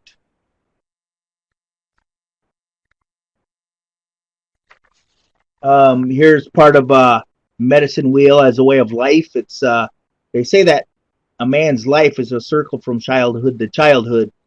Part of that is like reincarnation over and over in order to learn what you come here to learn.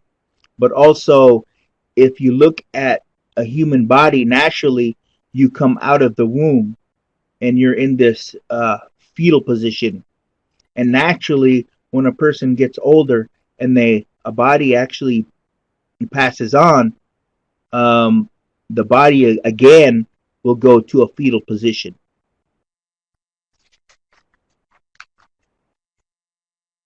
There's talk here about some use for providers and patients or clients, the people, 4 dimensions, north, east, south, and west.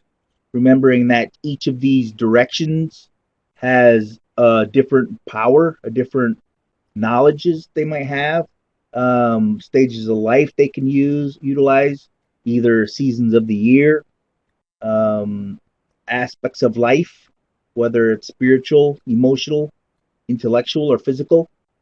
The fire, air, water, earth, the 4 elements. Animals, the eagle, bear, wolf, buffalo, and many others. There's ceremonial plants. It's like, to me, the way I was taught is tobacco is the West, because that is the way that we go home. Sweetgrass is in the South, and sage is in the East, and cedar is in the North. There's also spirits and powers that come from that direction, those directions. You'll see different medicine wheel forms in the artwork, physical construction, or way of life. You'll also see different colors in each direction depending upon which tribes you go to. And also, the medicine wheel symbolizes the 4 colors of man.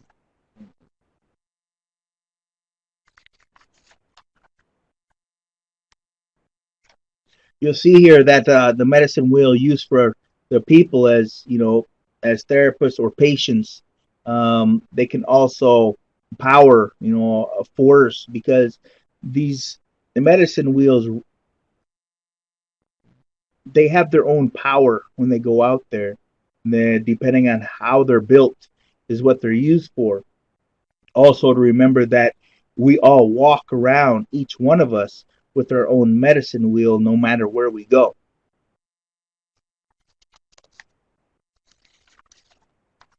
There are many medicine wheel teachings. It may enable one to connect with their spiritual gifts, may represent natural or personal powers, shows everything is interconnected, are part of one, a circle of knowledge that gives one guidance and power, a guide and way of life to help along on our journey. It constitutes a path of self realization into challenges of life, awareness of the individual and higher self, assist in self care. But also, this journey is also like of self discovery, but also of life and the world around us. But actually, also with spirituality. And when one seeks the Creator, one usually ends up finding the Creator's been with them all along, and normally even within themselves and all of creation.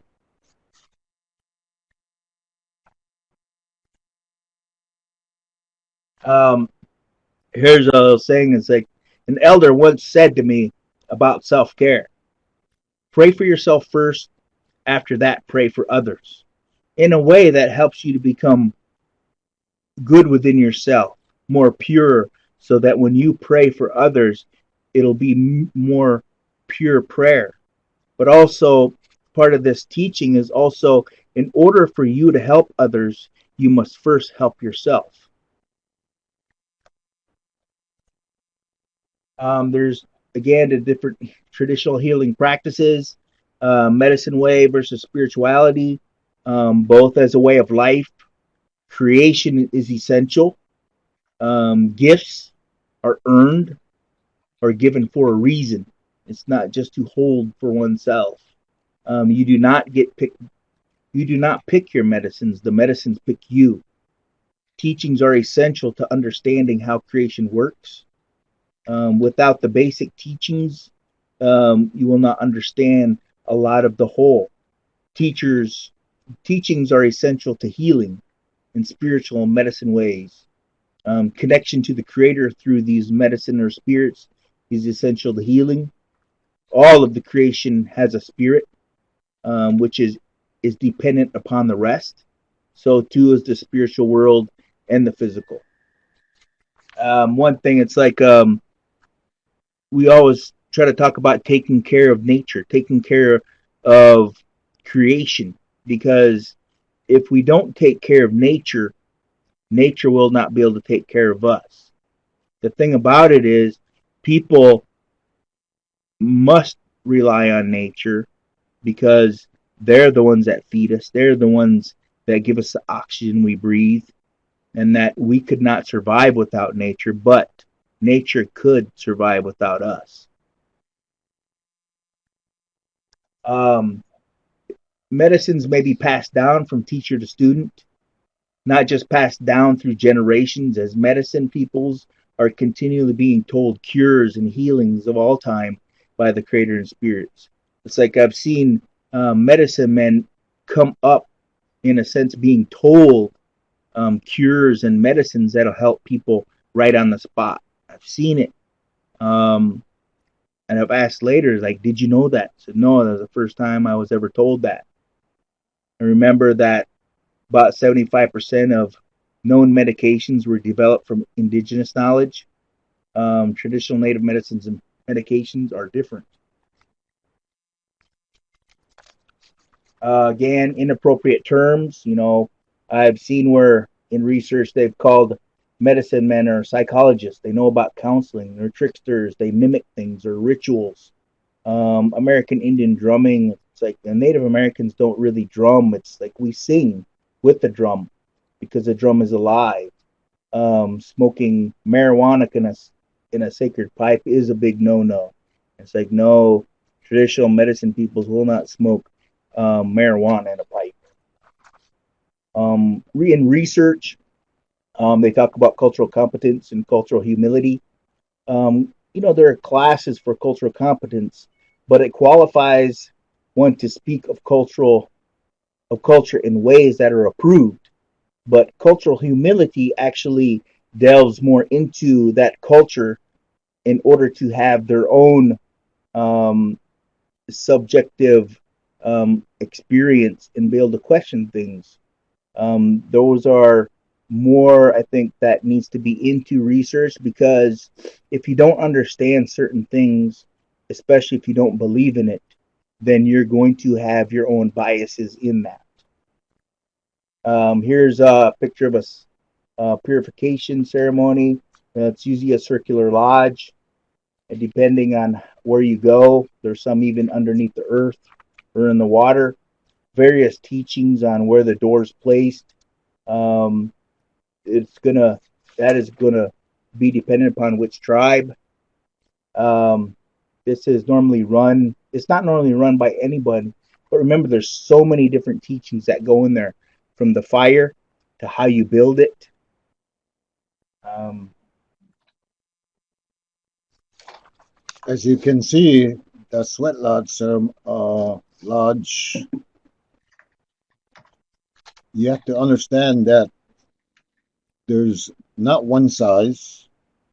There will be different sizes for different purposes. A lot of times, families have their own sweat lodges. And before you go in a sweat lodge, make sure you can trust the people that run it. Make sure the people that run it are are sanctioned by the creator. A lot of times, sweat lodges are not run by the right kind of people. and I was saying, it's like there's so many different teachings that go along with the sweat lodge. It's like, even from the stones to the fire to the wood to how one is built or how it's run, whether water is used or medicines, which directions are um, are contained in there, the spirits or helpers. It's very crucial. It's like, it's not just run by those who may not understand the whole process and the spirits that come in there, but these are actually gifts that are giving to heal or to help people. And you'll see here in Arizona and Sedona, there was a man who ran a sweat like lodge that many people died. Um, it's like, because he probably didn't understand that. Plus, at the same time, he's abusing it by asking for money to be in that sweat. You'll see here the word shaman is not really used with natives. It comes from other countries. Um, there may be people within the medicine peoples that are similar to uh, shamans, in that the power flows through them instead of having to use certain things. But remember that the shaman word is not in. It's like the natives normally. It usually has medicine men, women, peoples. Um, they're asked to conduct healings for various health needs, but they're also presented a gift before they do that.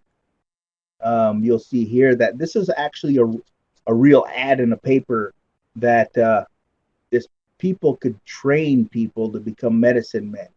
And of course, people from the same tribe seen this, and they had spiritual people, healers, and medicine people contact this person and tell him to stop.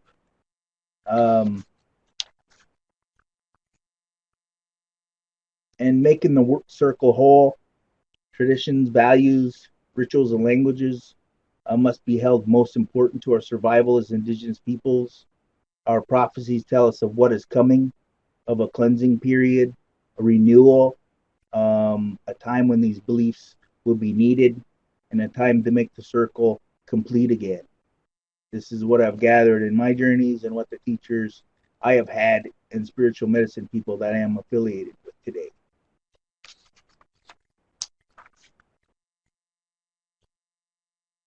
American Indian traditions, healing, struggles, and perspective have been shared. Mutual understanding is our goal in building relationships to our common goal of shared humanness. We are related some way in this journey, whether we understand it or not. The business we share and the strive for success in our circle to make whole. Is there any questions that anybody has? Thank you so much, Sean and Ray. We do have some questions that have come in already, but I want to encourage everyone to continue to submit questions, and we'll get to as many as we can. We do need to finish up at 3 p.m. locally, which is in 11 minutes, so we'll try to get to as many as we can. Our first question is from Carmen. She asks, I just attended a great training of trainers on wellness in the workplace, and the Native instructor commented that EBP don't work well with Native communities. Actually, she called evidence-based practices BS, but doing things from the heart with good intentions for others is the Native way and good medicine. So could you respond to that? Well, from what we had found is that they have evidence-based practices. Those are normally things that have been tested. But with experience-based practices, that is what has commonly been used for Native Americans and found to work. Utilizing evidence-based practices isn't wrong. Usually combining evidence-based practices with the experience-based practices is better.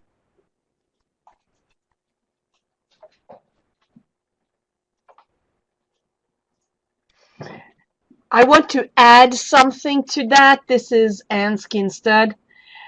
I think oftentimes when people say evidence-based practices are BS, it is because they are built on Western tradition, and the essence of the evidence-based practice has not been translated. So it doesn't make sense in American Indian communities and cultures very often. Wonderful, thank you so much. We have another question from Harold.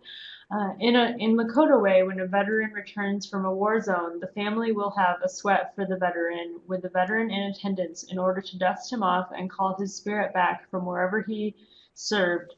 This is done to help him or her deal with their PTSD. So I don't know if Mr. Bear or Mr. Slick would like to comment on that at all. I've seen some of this healing done out there. I've seen people who suffer from PTSD healed while I was out there. Also, it's like the way I was taught, if a person focuses too much attention on one thing, your spirit actually goes there. So then that's one of the important things of calling your spirit back. And sometimes it needs to be done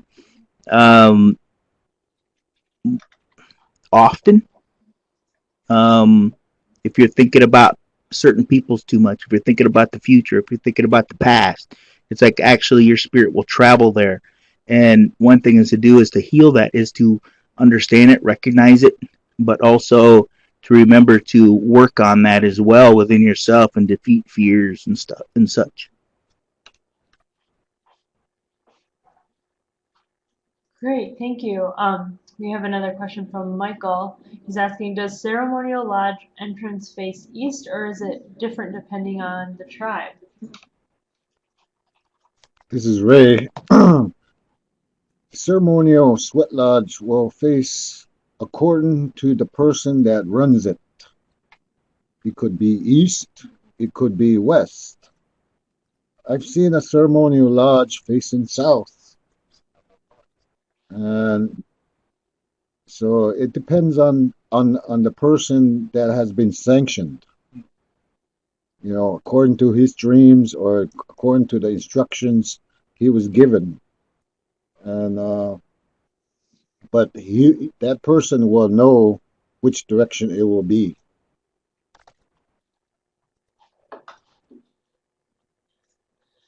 Thank you. Looks like we just have one more question right now. and this is our student group in the public health building. They're asking, are there women healers? Oh yes, there's depending on where you go. I know that when I was up in Minnesota, I had met a Mille Lacs woman, a medicine man I met. He was highly known up there. He was actually from Mille Lacs. He was the last of the great Mille Lacs healers, but he introduced me to his mother, and his mother was considered the last of the hand healers. And the hand healers were actually they were more prominent than they are today. But actually, after that, I met another couple in Canada where they were both healers, the man and woman. So yes, there are women healers.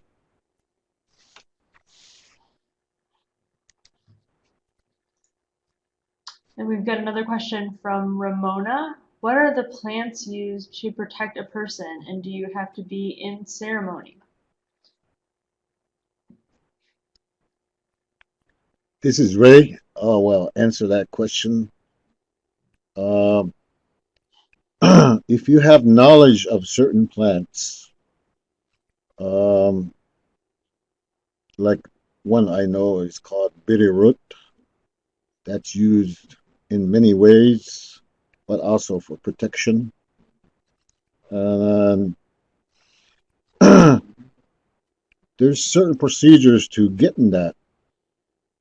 When you dig out the root, you've got to use tobacco, you've got to use a prayer, and the drying of the plant, the root itself, the cutting it up, and and prayer is involved in all those processes. So yes, it's out there, but you gotta make sure you use your tobacco and prayer. And tell the reason why you're choosing it. So that's the best way. Yeah, some will even use different leaves or needles from trees.